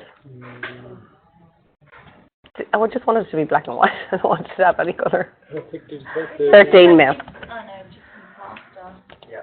Oh, gypsum plaster. Can we change that material? Gypsum wallboard. Is that the nearest one? Yeah, gypsum wallboard sounds a lot more like it. Yeah, but the colour, or the, Whatever the colour, when you put in that material, whatever the colour defaults to, just leave it as that. Put 13 mil on this one, please. Because that's what you're supposed to do. If you read the product guidelines, you're supposed to put 10 mil on the ceiling and 13 mil on the wall. What do they do on site, Campbell? I bought some G-Rock the other day, and he said they never sell 13, they just sell 10. There you go. Yeah, no, they don't sell 13. Unless it's for... They actually do. Commercial buildings all use 13. Yeah, unless it is. Okay. That's what it looks like in preview. I can't see it in the actual plan. Oh, why have we got black? Because that's what we made. White is black. No, we don't want to do that. We want that to be a cavity. So we got to do it All right. white. So we do white. All right, black is not white. White is black. No, So black. that's white. Black is white. Is that taking away your anxietiness, you know? sorry, All right, black is not white. Thought it was like CAD. When you click on black, it actually gives you white. go white? Yeah, but can you go? Which white is the best one to use? There seems to be multiple Just whites. the red, green, and blue is 0. where red, green, and blue is 0. Can you show it to us there, Chris? All right, everybody looking. This is how we have to set our colour. Sorry, red, green, blue are 255 Red, each. green, blue are 255 each. So that's this baby here, yeah. Yeah, the little white on the corner. Are all those whites, if you go along the bottom, are they all exactly the same, or are they shades? They're all the same. All right, doesn't matter which one you click on then. I was just a bit afraid that they might have been... Like, and you've got, when you make colour, yeah. Yeah. So mine doesn't change.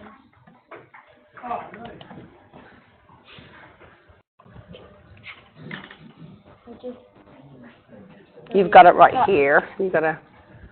Right here. Yeah.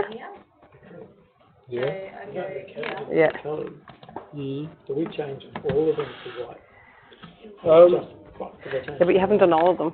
looks like this Oh, one. do I have to do all of Yeah. all of them? See the way? These ones are still up here. So Yeah. just change those ones to the... Yeah. White. So I'm not this- sure which it's one of all them is white, controlling yeah. that So which one are you large thinking bill about? that we have. Yeah, But hopefully... Where did you see that it's gotta preview? be- I went through and changed all Yeah, of them. to done. white. Oh, All right, has everybody got that I see section that through that wall difference. looking pretty good? Any questions? Surface Yes, pattern please, is all the to white outside, for the so cavity. we've just got that. We just don't want to see anything in the cavity. We don't want to see any fills or anything. What is a That'll cavity? be that- Everybody knows what a cavity is? The space in the wall where you've probably got battens or some sort of substructure to fix something to. Yeah? In other jurisdictions, you have two separate leaves on the wall. You would have a cavity, a space in between the inner leaf and the outer leaf. Alrighty, let's keep moving. Let's look at what we do for walls that are metal stud walls. Alright. Why you want this moved for me? The brakes are on, probably. Push this over a little bit.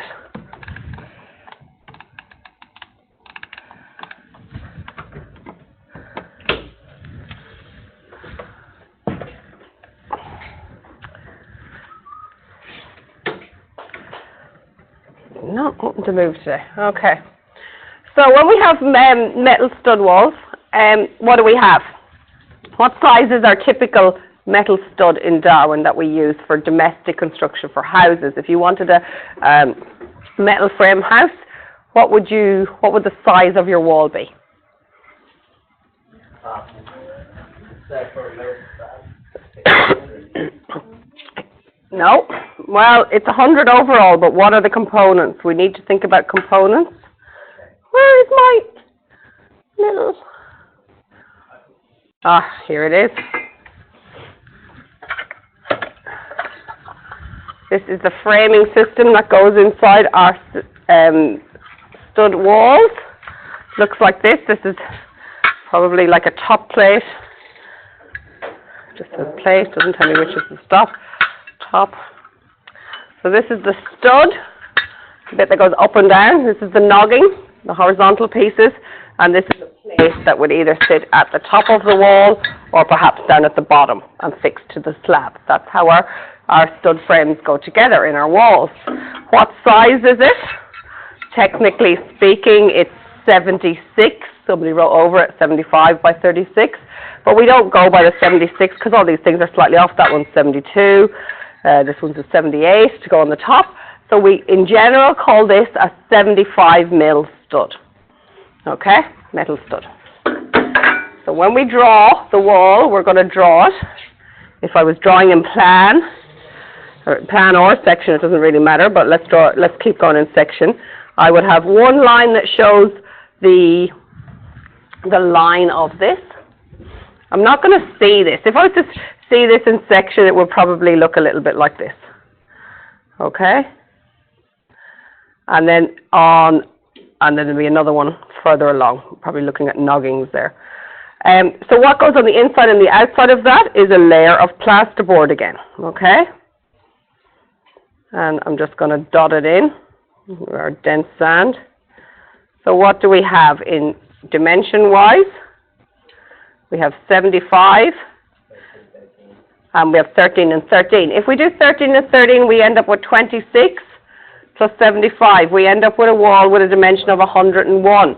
When we go to draw dimension lines, do we really want to draw dimension lines that say 101? Because common at 1 to 100, we call this a 100 mil overall wall. So when we build that construction in Revit, we're going to build it that this is equal to 25, which means that this plasterboard and this plasterboard, we're going to put at 12.5.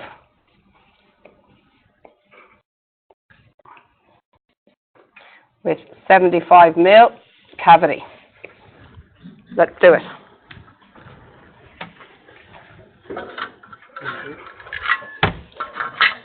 What are we naming it to? Oh, yeah, I better give you a name for this one. So again, we're going to call it CDU. What do you suggest?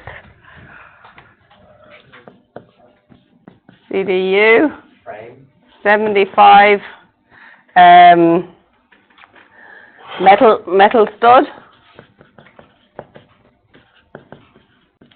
What's the lining? What if we put PB, plasterboard? Yeah? And we might put both sides. Because the other version of this is going to be where we start putting other materials. So if we were building this as an external wall, would we put plasterboard both sides? Why not? It's not waterproof.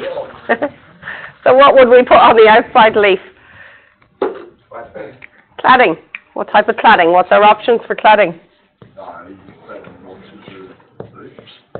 So you got metal cladding? Yeah. Yeah. So we could say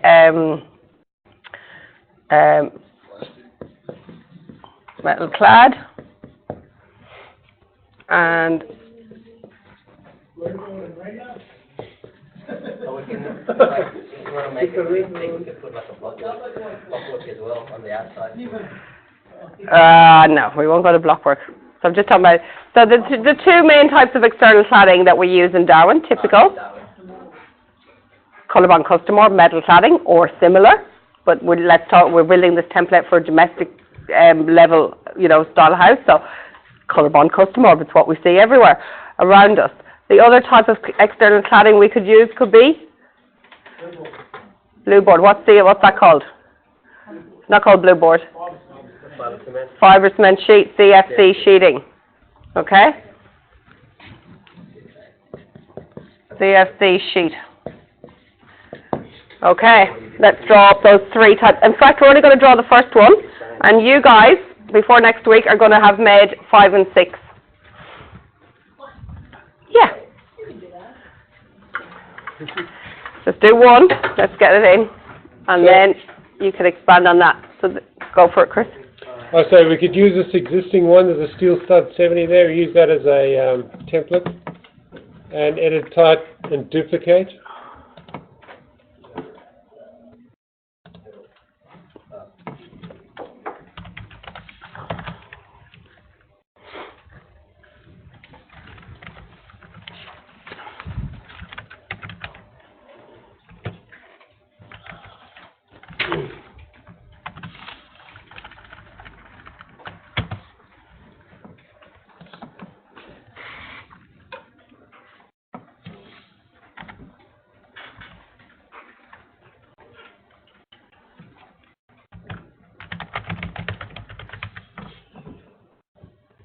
So we rename the duplicate, and we edit the composition.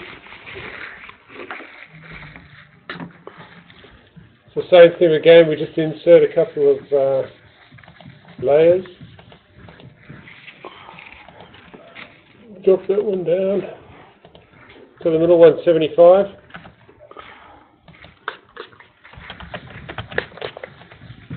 .5 either side.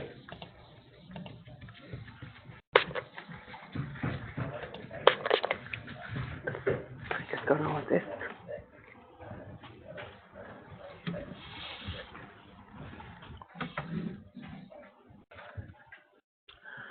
So obviously, guys, we've just done some basic ones. You can make as many as you want in any template you want.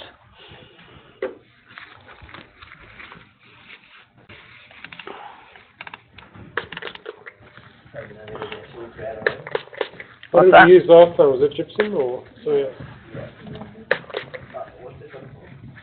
So this is an internal 25 mil wall, so we've got gypsum or plasterboard both sides, 12.5 mil.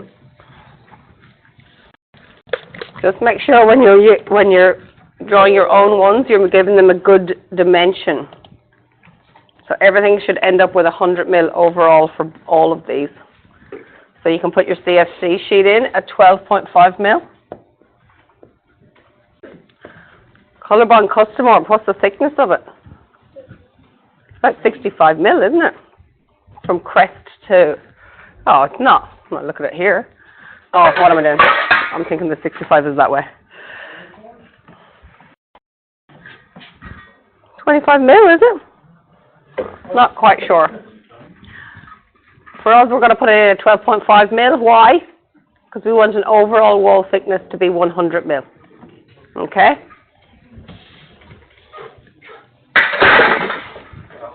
What material we use metal? But for metal clad wall, we're gonna still add plasterboard? On the internal side, yes. Yeah. Yeah, internal you still have plasterboard, external you'll have metal cladding. On the third option there, internally you'll have plasterboard, externally you'll have CFC sheeting. Pretty much our typical wall types in a nutshell there. And we're not showing any cut patterns here. The cut pattern for metal cladding? Yeah. No, No, okay. didn't show anything. Just give it a thickness. What metal cladding do you use on? What metal cladding? This has just chose metal. You just use metal? Yeah, I just chose metal. Yeah. 75. Okay, you can work away on them yourselves. We're going to move on because we've got to get through all these. The next system, there are just walls, remembering? We needed some floors in here. What's our typical floors? Oh, this stupid stuff is not giving me a board. I can. Typical floors in Darwin? Hardwood floor. Nah, hardly ever. Solid concrete. No. What's our slab made of? Sand. Concrete floor. Concrete, how thick is it? 100 mil. 100 mil, that's easy. You can do that yourself. Make a floor 100 mil thick. That's all I want to see. Let's look at a roof. How would we make a roof? So typical roof construction in Darwin is truss roofs for domestic dwellings. Now, to model a whole truss roof, as you can imagine, is very, very complex, that we generally only get truss manufacturers or structural engineers to do that for us. But if we want to draw a roof on top of our building, let's start with a simple roof. Let's start with what we might draw in terms of a mono-pitch roof. What do I mean by a mono-pitch roof? Skillion. What does that mean? One pitch straight down, built on a rafter system. How does that roof look like in section? Billy, they won't move for me.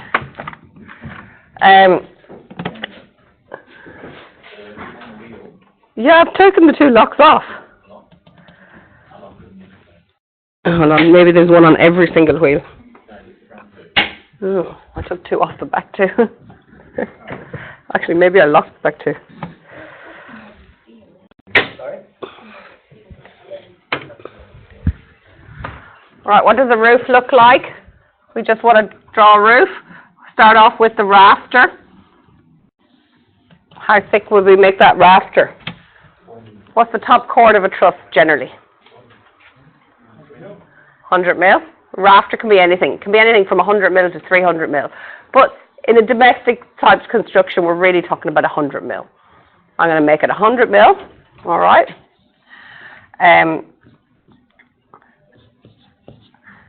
Above that, what are we going to have? Little battens. What size are the battens? 40 mil. For the battens. Above the battens, what am I going to have? Yeah, we don't need to model the air cell. But yeah, you're right. Roof sheeting. Okay? We'll give the roof sheeting thickness. This is where I always think we give custom orbit thickness of 65. What do you give custom orbit thickness of? Oh, it's probably only 30, but that's 30. Yeah. Let's give it a value of 30 for our roof sheeting. Nominal values here. And then if we were having a raked ceiling in this building, what would happen underneath the rafter? More battens, and you would have a ceiling. I'm going to draw it a different colour. You don't have to draw it twice. So optional is to have another set of battens. Not going to see, nobody's going to see that.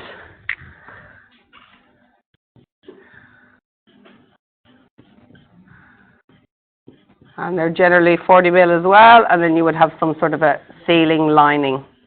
Plasterboard, this time you are perfectly allowed to use 10 mil. Or the other option, of course, is that somewhere down here, we just have a ceiling that is a flat ceiling fixed to the bottom chord of the truss or whatever. We're not going to worry about that. We're drawing this for the moment, okay? So let's get it drawn. The roof. The roof. So the roof, we can't get in this top menu here. If we go to roof here, it actually starts building a roof. So we've got to go into families. So get let me move your that for family drop down, go to roofs, pick basic roof, and pick generic roof, say 400. Double click on that and we go into properties and we can do a duplicate. Duplicate.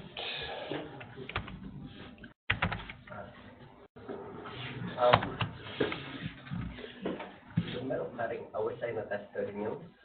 Click here. Yes.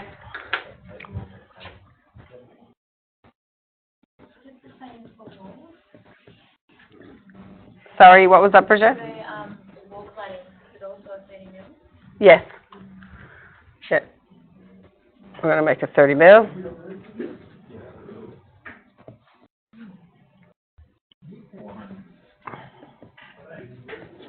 All right, do we want to start building that one? So, name for that one. We'll call it...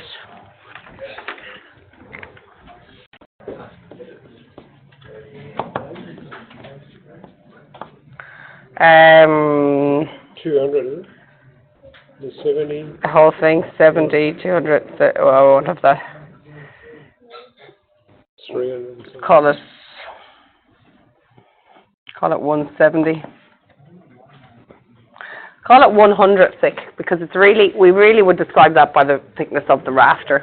Okay. Everything else will be the same. So we're going to call it 100.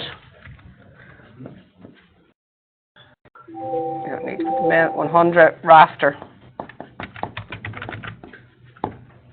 And then we'll say metal clad. Not that we use roof tiles or anything here a whole lot, so metal clad is almost a given. What hatching are we going to give the metal clad? Let me just come to that in a second when I get in there. And what's the options there? We have the metal cladding in there. Yeah, I don't know. Do we just use metal? Yeah, where's metal? So you got metal. Yeah, metal deck. We use metal deck? Yeah. Okay. That's metal deck is another name for metal cladding. Okay, and then with the cut pattern? So, Okay, we are going to work on bringing in some actual patterns from customer. Okay, yep. Yeah. So for the meantime, we just use any. For the meantime, you would just use probably line. Okay, so Vertical. the vertical line. As your surface pattern, yeah. That's a cut pattern. No, that's a cut pattern. Cut pattern is nothing. Okay, yeah. Yeah. Line, vertical. Just as a surface pattern.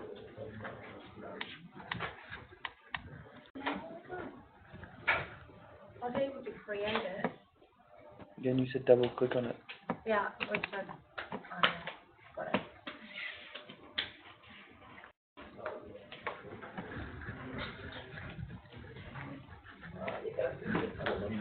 I got CDU _ 100 rafter.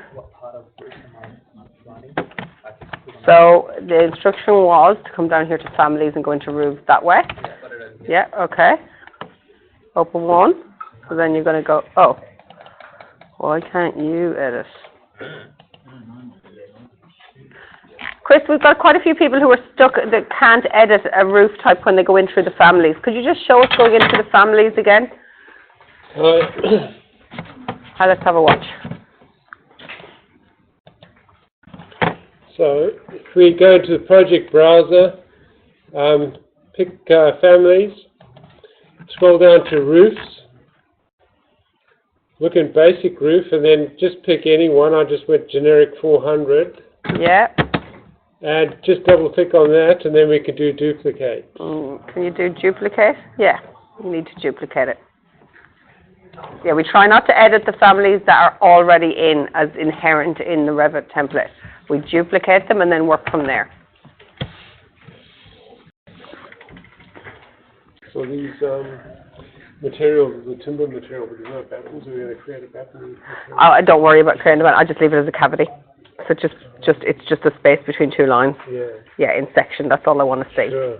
So we're not worried about drawing in battens in Revit, guys. Too finicky. We might draw a batten in a drafting line in a detail if we were getting down to 1:5 or 1:20 maybe. But at 1:100, no battens. So what we're going to do, but I'm saying here, we just need to change that to timber. We've got a cavity in there, don't we?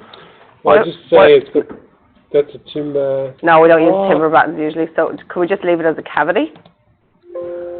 We've made a cavity. Yeah. So we could have. So the battens are just going to be cavities. Okay. Sorry, what was that? Was that?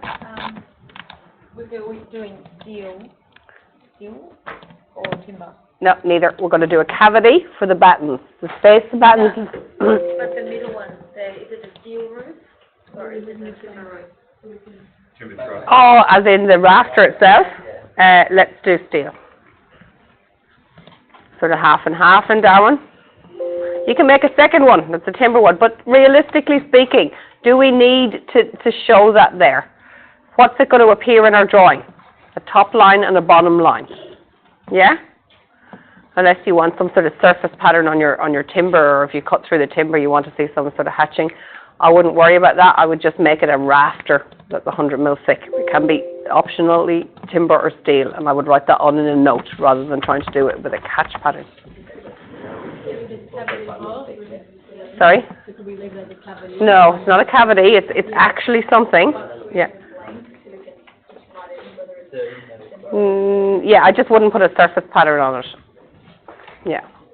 And to be honest, I wouldn't put a. Would you put a cut pattern on the rafter itself? No, because you don't really see them. Because see normally if you do sections, you just draw them on there. Yeah, yeah. I wouldn't. Wouldn't do anything there. You could. Sheet was 16 mil. See, no, CFC sheet is usually thicker than that. CFC sheet, but we're going to put it in at 12.5 just to give us that 100 mil overall. Because we don't want to be drawing in plan with, odd dimensions. But we still want to get our constructions in as close as possible to some sort of reality so that we can get down to smaller scales and still be quite representative.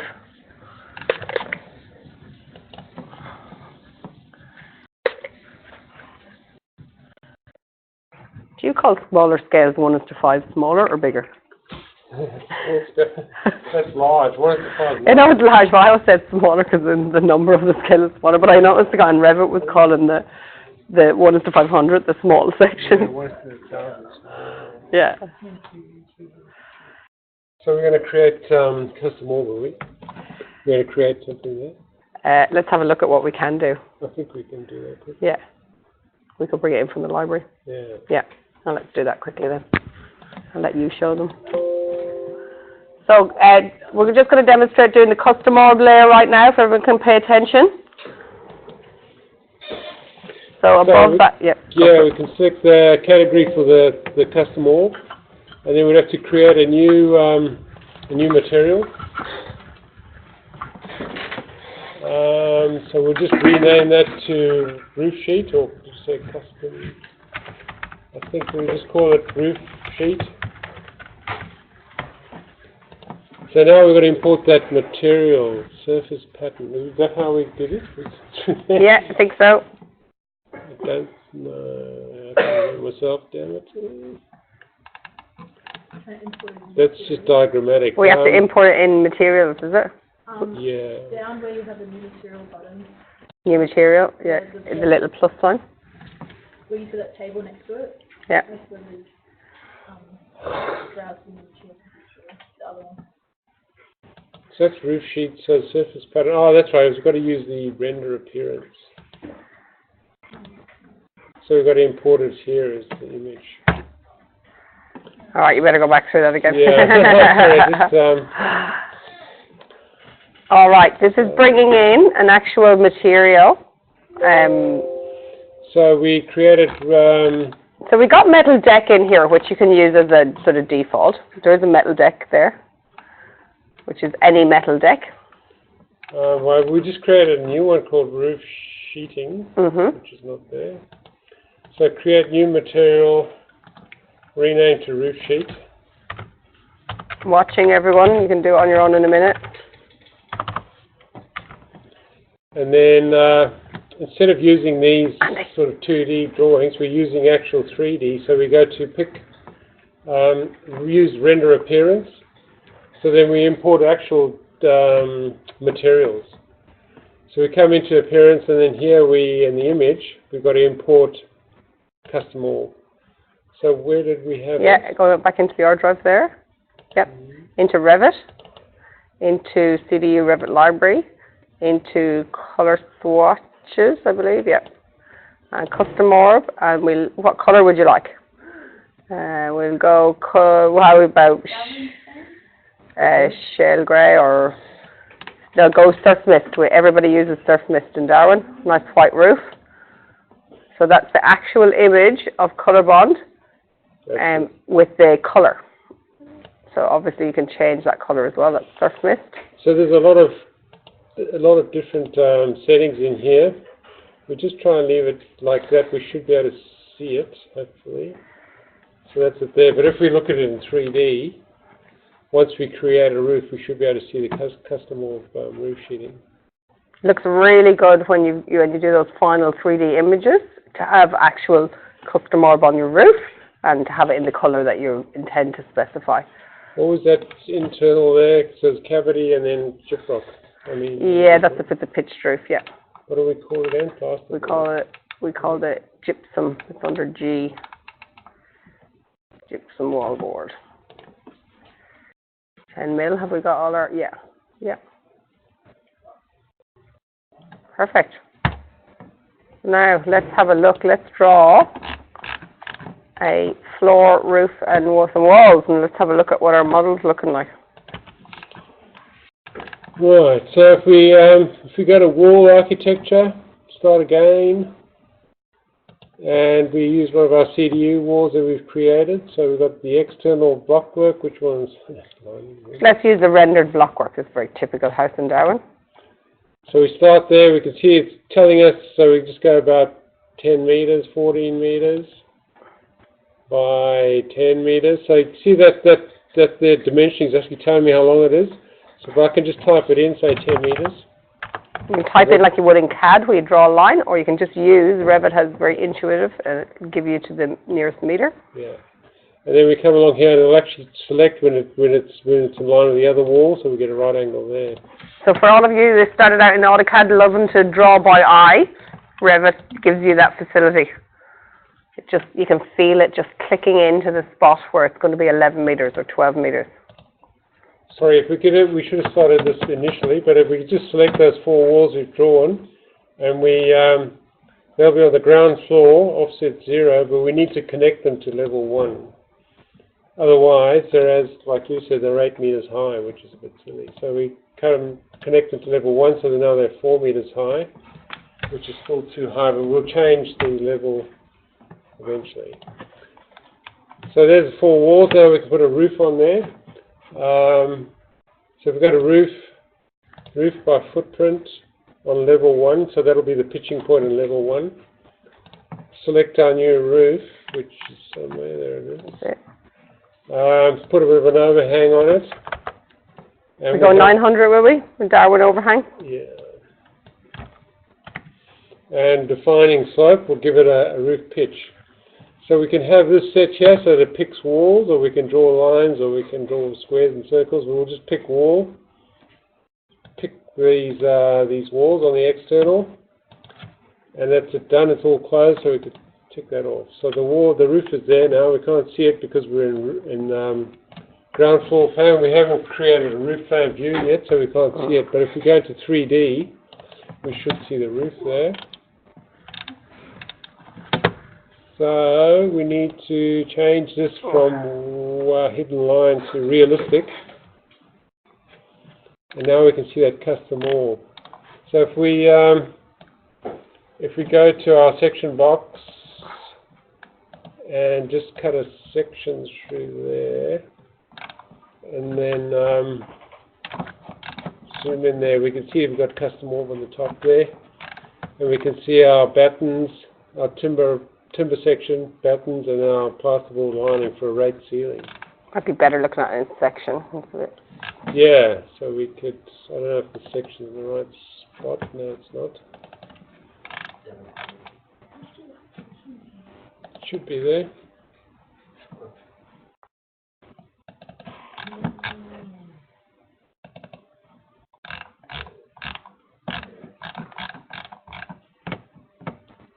Oh, we got some sort of a fill pattern going on in the rafter, which we probably shouldn't have, but that's okay. Just one thing, Revit always defaults to a 30-degree pitch roof, which is a bit crazy, so you always have to change the pitch.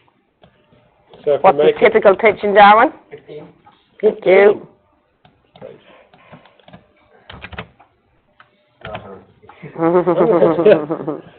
So that looks horrible, but anyway, so normally about 30 degrees. So yeah, we can see that collarbone there looks pretty cool. I like that. How should that section like that in the 3D? So in ground floor plan, we've got a section arrow there. We created one. We can, if we create another one, go to view section, and we could do a section this way.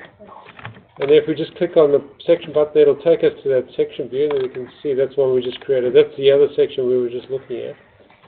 And yeah, that's pretty cool. So what do we want to go through that? Yeah. Do you want to go through that? So, do we want to build the roof first? Let's build the roof, then build the construction for the roof, build that roof type, and then we're going to go through this and draw a very simple structure together. So you we don't have that much time left. So. Yeah. I'm going to show Despina. That's the one Despina wants to know how to do the box. So it's from 3D, and yeah. Oh, the view box, yeah. So you just got to tick the section box, and it comes up there. So that's a really powerful tool when you're doing complex houses and two levels. You can look inside, and you actually draw in 3 dimensions. You're going to have to just make it again. Yeah, that's cool. Yeah. So I'm just going through this, but I know that you edited it. It is good.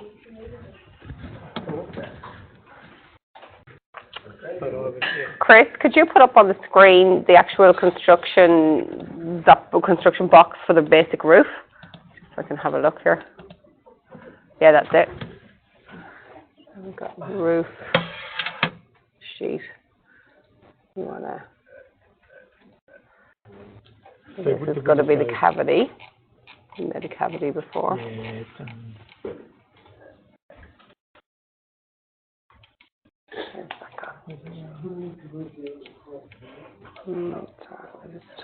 that's weird.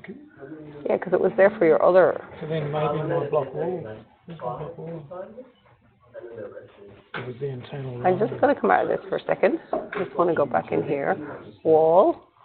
And you've got 3 different wall types. You have to be in wall to see them. Yeah, but I'm missing my line. How did I create it? So if we just go in we there, just have to make that on your own. We go to create new. We're going to run out of time. Create new material. It comes up so default new material. Right click rename, and it's called cavity 1. Yeah. No, go away. And then we can do whatever we like with it. So here we've got. Oh, kidding me. Where did it go? I just saved it before I came out of it. Oh, I'm so sorry. I don't know where that just disappeared.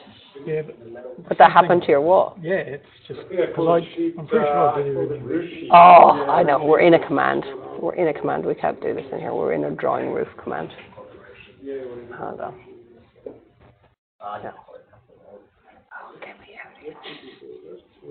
What was the color from?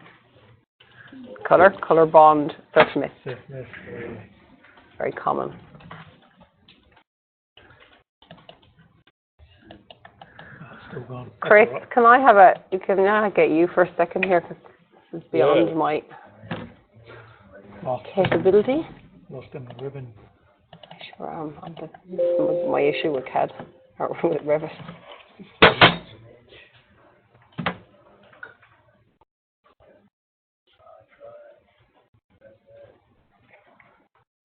So, Tableau we seem to be stuck in the roof command anyway. That's what we're creating a new roof. We don't go in there, we just got to go in families. Got into families. Well, what's happening is that he's created a wall type in here that's just disappeared. It's not here. I must have another one in there. And then and I saw it when I came over first. He had a roof in here. So when you go to draw a roof, how do you get roof to come up here? How do you like to do that? Yeah, that's why I say you've got to rather just do it from there, because otherwise if you go in there it starts creating a roof and it just locks everything up. Yeah, right. So just double click on that. He had already created one. In there as well, no? And that seems to have disappeared as well. He'd already made a roof, yeah. Yeah. Let's have a look. Don't save it, let it win. Yeah, I did. I It's not said, in okay, apply, and it just didn't appear. Yeah, so you must have done it. I think because we were in that roof command, it Just sort double of, click generic again, duplicate. yeah, we'll duplicate it. So what do we call it?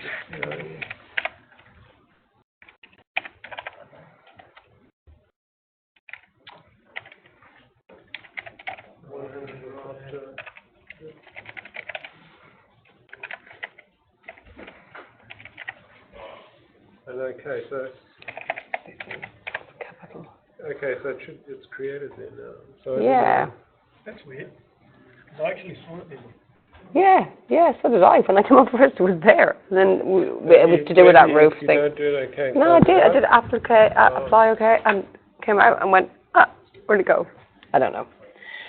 Alrighty, so we want the structure to be 100, and what did we say that one was going to be? Steel one. Steel. But didn't you edit the steel? That there, didn't you? Oh, I just changed the name because it had 2, 4, 5, 3, 4, 5. I just got rid of the numbers and the barrel name. It's supposed to So we've left all that. We don't want any pattern. Can you make sure you change your cut pattern on yours too, Chris? Because we wanted that to be none. So nothing in there. Apply OK, and then we're going to insert above. We're going to have category. This is for the bank. So I thought we had made a cavity here. Yeah, I did. It was. Let's make it so.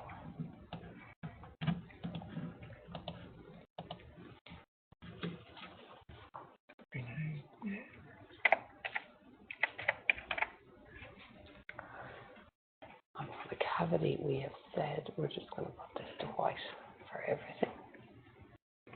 No. I feel like I shouldn't really have to do this for each one of them. Yeah, I feel like it's probably going to come out as if white anyway. that's how I created the last cavity. Yeah.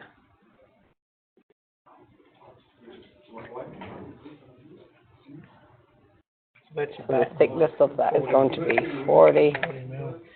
And then we're going to insert above that as well. And we're going to go category here. This is going to be metal deck. And this is the one where we're going to bring the surface pattern in here. Isn't it going to be the surface pattern? Is that what you did, the surface pattern? Oh, go to You trying to create a roof now? parent. Was it a parent? Oh, appearance. Oh, now you got to click render. So we need some walls first. Is render appearance. Ah, yeah, we overwrite everything in here. So we're going to go... No. I just clicked on that last time and it gave me a pop-up menu to import Yeah. reflectivity maybe. No, it's definitely not there. Check that. I'm thinking... Use render appearance. That's what we did last time. Oh no. Yeah, well. Chris, will you have a second? I'm just making this pattern on the roof. under metal deck. Do I need to go in here into appearance now? Ah, so we're making roof sheeting now? Yeah. So we created a new one called roof sheet, so it's just... Oh, yeah, okay. Let me just...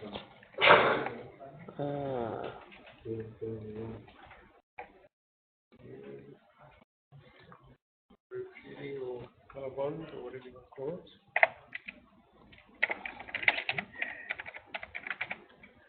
Right, now we go to appearance, pick that box and then go...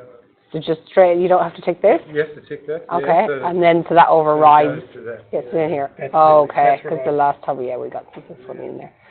So we'll just go into our image and we'll go to Vertimist. Open, apply, okay. Give that a bit of a thickness. Okay, now you want to insert. If you click on this one, New buttons. and you insert, it'll go where you want it to be. So this one's going to be buttons again. Cavity in it. And we'll go find our cavity. Okay, you can finish that off. Sweet. You know how to do that. Excellent, thank you. When you've done that, can everyone make sure they make one of those floor slabs at least, because we will want to start off making a floor slab, won't we? And then draw some walls around it, and then just put a roof on. That's all we need to do today. All right, we've only got 15 minutes, so. So we're going to create a floor. How are we going with that? Has everybody made their roof? No? Who hasn't made the roof? Well, like, I haven't, yeah, I've got a wall, I've got my walls up, but then to create the roof, Yep. No, don't worry about drawing the roof, just have you made a roof? Yeah, you're ready to go with your constructions. the custom roof. Yes, the custom orb roof. Has everybody made the custom orb roof? You've got an error. Can you go just check out that error? Okay, I'll come back to you, Kissy, all right? You just keep going with what you're doing. Can everybody make a slab? We do need a floor slab to be made. We're going to call the floor slab floor. We're going to be CDU _ 100 concrete. That's enough. Pretty simple. Should be able to do that without any guidance. So just like we did for walls, go as if you're going to draw a floor, select a generic type and make it 100 thick concrete. It's only got one layer. It's going to be 100 concrete. Concrete pattern looks like little triangles with some dash around it. That's the cup pattern you want. And it doesn't need to have any surface patterns for the concrete.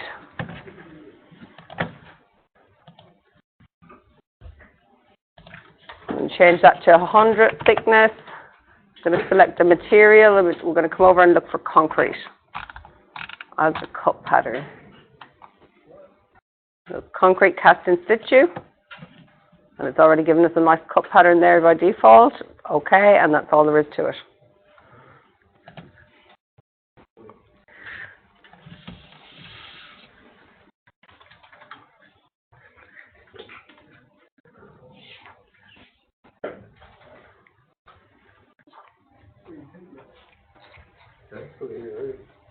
Yeah, I'm just still making my roof.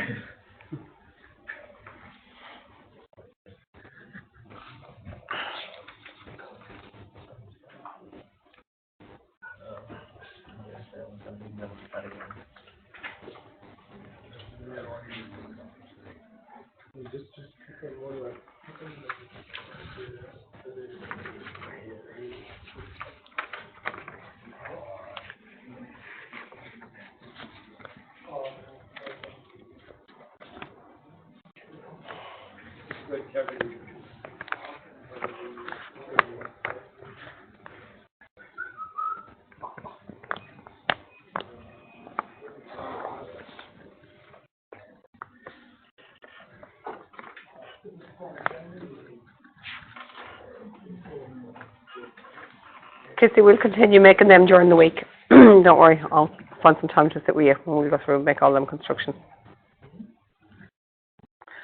Okay, everyone's got their constructions made. We'll sort that out, don't worry.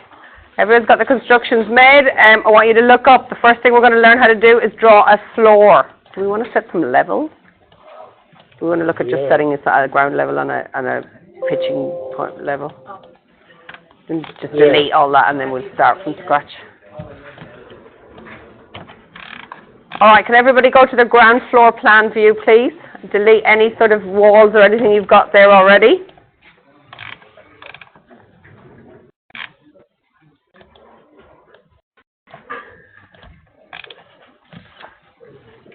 So we're going to create a wall first? Now we're going to do a slab first, I think. Yeah. Shall we set up the levels first? Yeah, that's a good idea. I always said the walls first. Good idea. Yeah. It is a few normal things. So if we go to architecture, floor.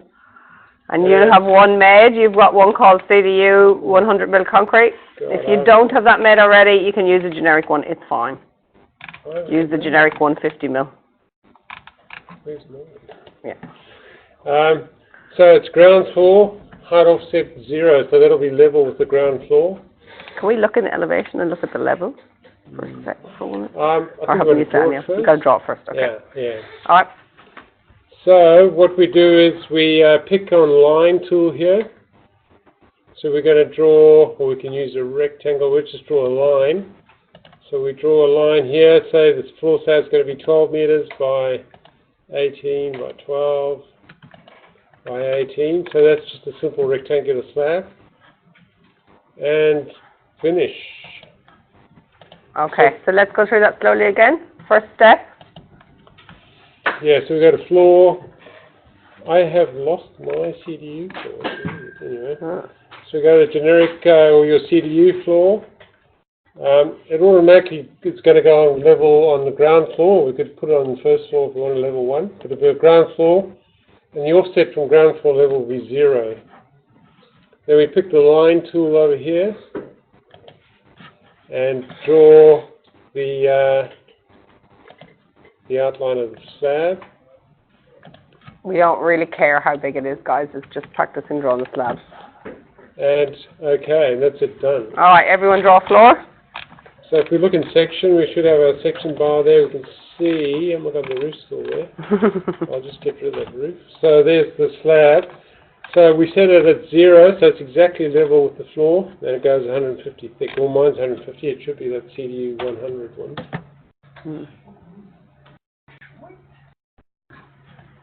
All right. So we want to put some walls on there. Okay.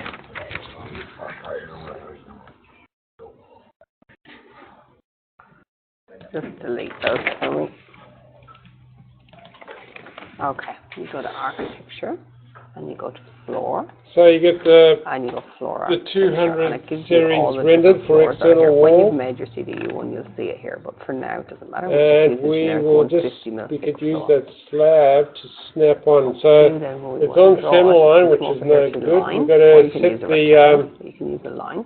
face You just start exterior anywhere, clicking, and then drag snap it. on Then we want there. it to be 15 meters by. And we can see the wall there. Hopefully that's the exterior wall. I'm not too sure, but anyway, we can just snap on the corner And of then the you have to slab. do this green tick when you're finished, and that's your floor. Okay. And there's a wall Now, on top of on the the slab, slab. so we can look at the section there again. Delete that.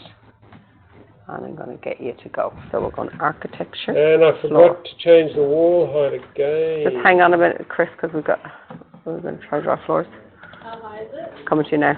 Yeah, we just connected to the level 1. We So, put the roof, it'll snap forward to the roof. yeah, you can do it that way, but we need to build a roof on this wall. So I would just, instead of having it unconnected, I just connect it to line. level 1. Yeah. So that'll bring it down Go to, whatever you want to go. Doesn't level 1's actually 4 meters. We need to change that. No worry about it. We'll just change that Feel the way it clicks in to there. Let you do it. 2.7. And then go tick. Floor drawn. Now try some walls. So that's, We're going to go for architecture. Wall. Wall. Wall. Yeah, I think we're going a bit too fast. Just stick with floors for now. Okay, so now, can I just have that for 1 second? I just want to see what it's about to do. So it's about to, once you click wall, it's going to give you a wall from there to there if you click on it. So just try that. What, you couldn't Oh yes, did you sorry, actually here, find that good slip? man. Pick your CDU and let's just do a block work. Let's just do, let's do rendered block work. That's the one we said. You actually got to draw it, you reckon? Yeah, follow your floor around. And then you're going to press escape to get out. Let me have a look on that. Let's see what we drew. Yeah, there's our wall sitting nicely. You've actually got a section here. This intersection, so we can see. And then just change your confine. So, my wall went out. Sitting over the side, it's gonna fall off the edge of the building. Yeah, how do I move this easily? Move. There is a tool. Move this line. I don't know which way to do this. No. I'm going to undo that. Undo is not the same as CAD. So if I use and I click. Which one did I click first the last time? That one? Yeah. That's actually a really handy tool. A line is called. You can move things around in it pretty easily. So again, I'm going to use a line. I'm going to click that one. That's the one I want to go to. And I want that line to align to that. Now, we're going to draw the roof. So we're going to come back into the ground floor. We always draw on floor plan. It's easier. Alright. So, for the roof, I'll let you drive. Roof. Roof by, did you do roof by footprint? Roof by footprint? Is that the one you chose? Yeah, sorry, roof off. Yeah. Yep, Yep. that's the one. And then you're just going to, Yep, yeah, one, you would that's like it to fine. go on level 1, yes. And then we're going to use pick. Where's the So pick we line? can just change the overhang to 900. Oh yeah, we'll give it an overhang. 900. So, location, so you know. And then, just use pick wall's already in there. Just get near the so this wall. is the pick wall. It's already Yeah, highlighted. it's already done. Yeah, and now you pick the walls. Just click on the walls. Finish basic with walls to line up with the story, so finish base exterior. And then you're going to do your green arrow to finish, or your green tick, I mean. Would you like to attach the highlighted walls to the roof? Yes, we would. We would like them to go up to the roof. Fantastic. If you want to come up here to your little house up here. Oh, look at you, John. Look at your house. So the pitch is probably a bit high, so just click on the roof. And we come over here and tell us the pitch. So we might want to change that to like 15 or 10 degree, whatever Darwin type pitch you fancy. Airport roof's only 2.5. Oh my god, yeah, well, that's not typical. So, No, that's quite a big roof. yeah.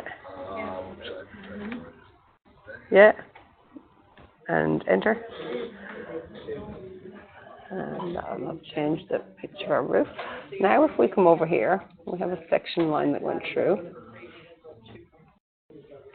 With this roof type, can we make the roof in here? Have we got the CD roof in here? Not yet, you haven't made that yet.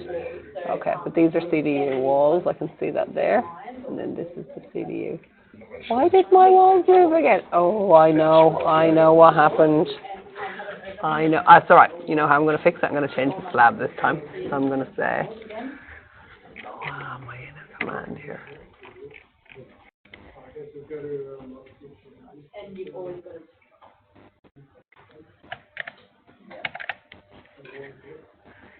Why isn't it showing me my align command?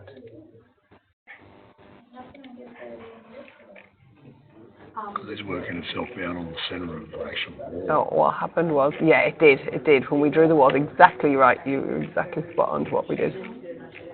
And what happened was I went in the section line, aligned two of them, but the house has 4 walls, which I should have thought about.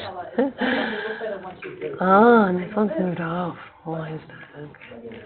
Let me see if this will work.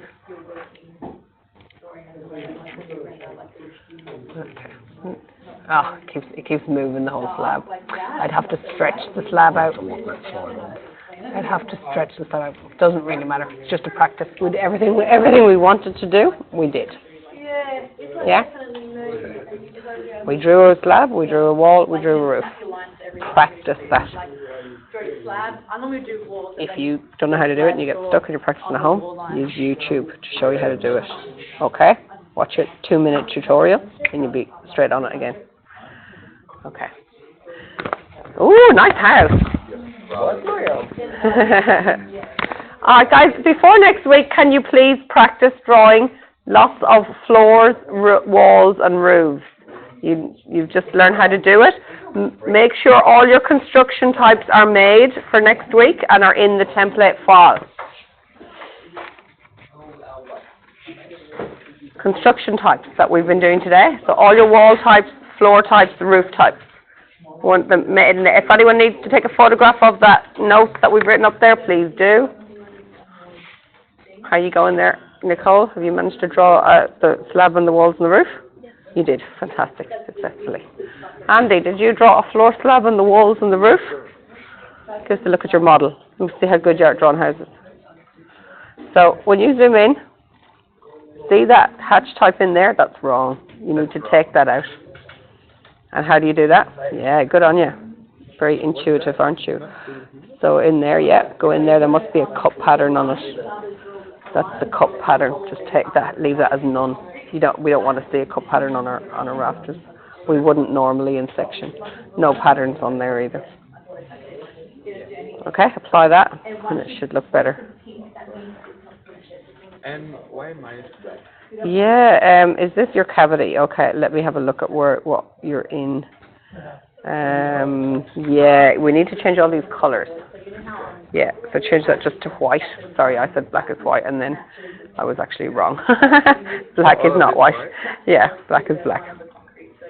Yeah. And you're going to have to do that for the other one as well. Although it's for the cavity, so it should update both of them.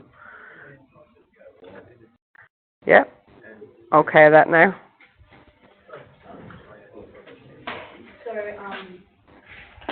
At the moment now you're drawing a one. The roof sheeting, no, not cosmic. Go on, change it again. So it's, no, to go back up one, up. Remember the words we're using, custom orb, surf mist. So custom orb is that, you know, the one I showed you all the time over there. It's like that, only surf mist is quite like a white colour.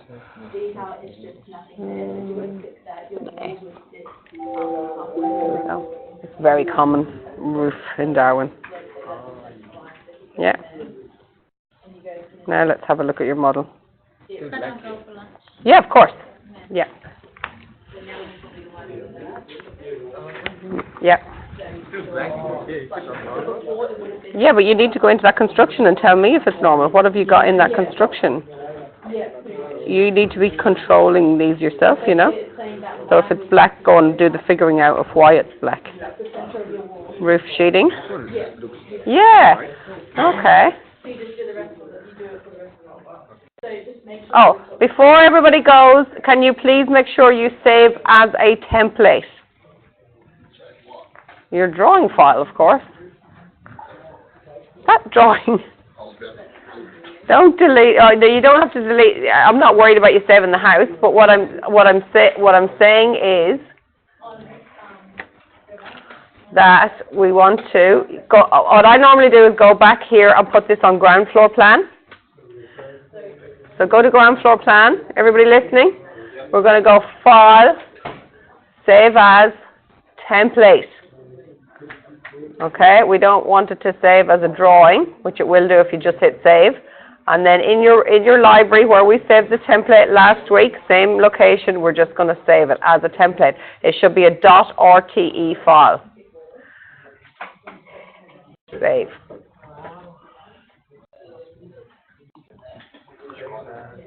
It's a template. It's the same name. So you've got notes to tell you what name you should be saving at. It's written here. Your location and your naming convention. Got through a bit today, but we've got a lot to get through next week too.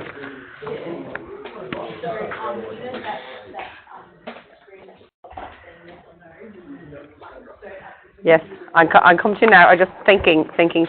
Just bear with me while I have everyone still here. Chris, I'm thinking we've a lot to do next week. What about if we gave people to do the view templates on their own, but then we just showed them how to do it and they went through and did all the settings themselves? That's pretty simple. Yeah, So, so it didn't take up so much time in the class. How do we actually go into the view template? Just to start doing it. View and then. Let's have a look quickly before we lose everyone and they're gone for the week. Oh, okay. Yeah, because it's 12, it's after 12 stuff. View templates. Yeah. So manage view templates, and then we can create them here. Oh, no, then we want them to make sure they create them from the right one as well. No, let's do it together for next week. It's not, it's going to be too hard. It's easy to do. We can do it quickly. Yeah. The wall types are very sort of complicated, so that's what took a lot of time. Yeah, I know. They're I know. done. But now they're done. They're done forever. Yeah. And I just wanted to know why. For the part-timers, while I have you here, for Revit, we still have quite a bit to get done next Wednesday morning. Would it be possible for you guys to come again for another 2 weeks on the Wednesday morning? Does that mean I complete? So next Wednesday you're scheduled. Can we schedule another session for the week after? Everybody else's full-time is already in. Will it affect 1, 2? Wait. Tell me what you're saying. Go for an extra week. Yeah. So Revit for you is finishing next week on the calendar. What about if you come this day too? That one. Yep. What On the about this one? 7th. Oh no, yeah. There's something there. I'm there. I Possible? don't know. I might be busted. That'll be working. Nick, would that be possible for you? No? Darn. But like it's easy, I just tell the boss I like going. Yeah. I said, you don't like it, it's bad luck for him. All right. I've told him I'll quit before the course, What about next Wednesday? Would you be able to stay all day?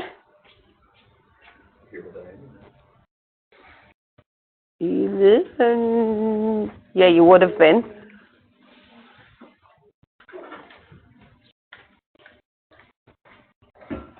Does that suit better? You were here all day anyway, because I could give over that half day from filing, because I'll probably get through most of that this afternoon that I need to get through. I could give that over to Revit, just so we have time that we're not going so fast through this, because I do realise we are going pretty quick. fast to get to the end of where we need to get to. Would that suit better if I did all day next Wednesday on Revit? Yeah. The thing is, I don't have Chris here all day. Could you do all day next Wednesday?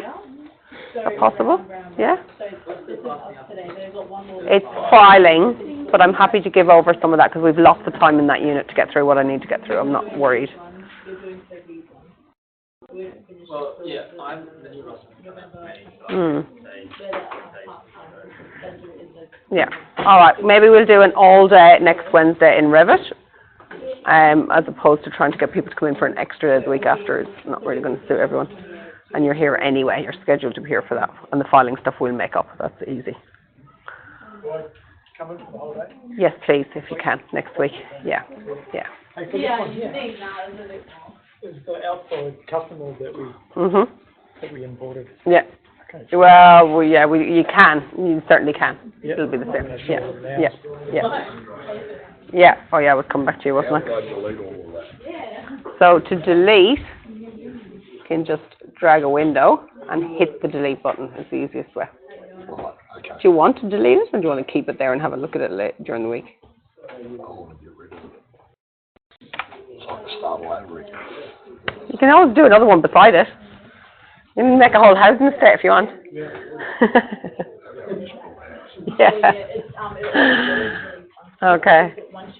All righty, that's it for today, guys. Well done, everyone. We did go a bit fast there in the end, but I hope that you have all left today. I'll be talking all afternoon as well, don't worry. And, okay. No, we'll be doing filing in the afternoon, your favourite, Kissy. Like really bright green colours normally, all that's the same. That's just for when you're working. Stop this recording.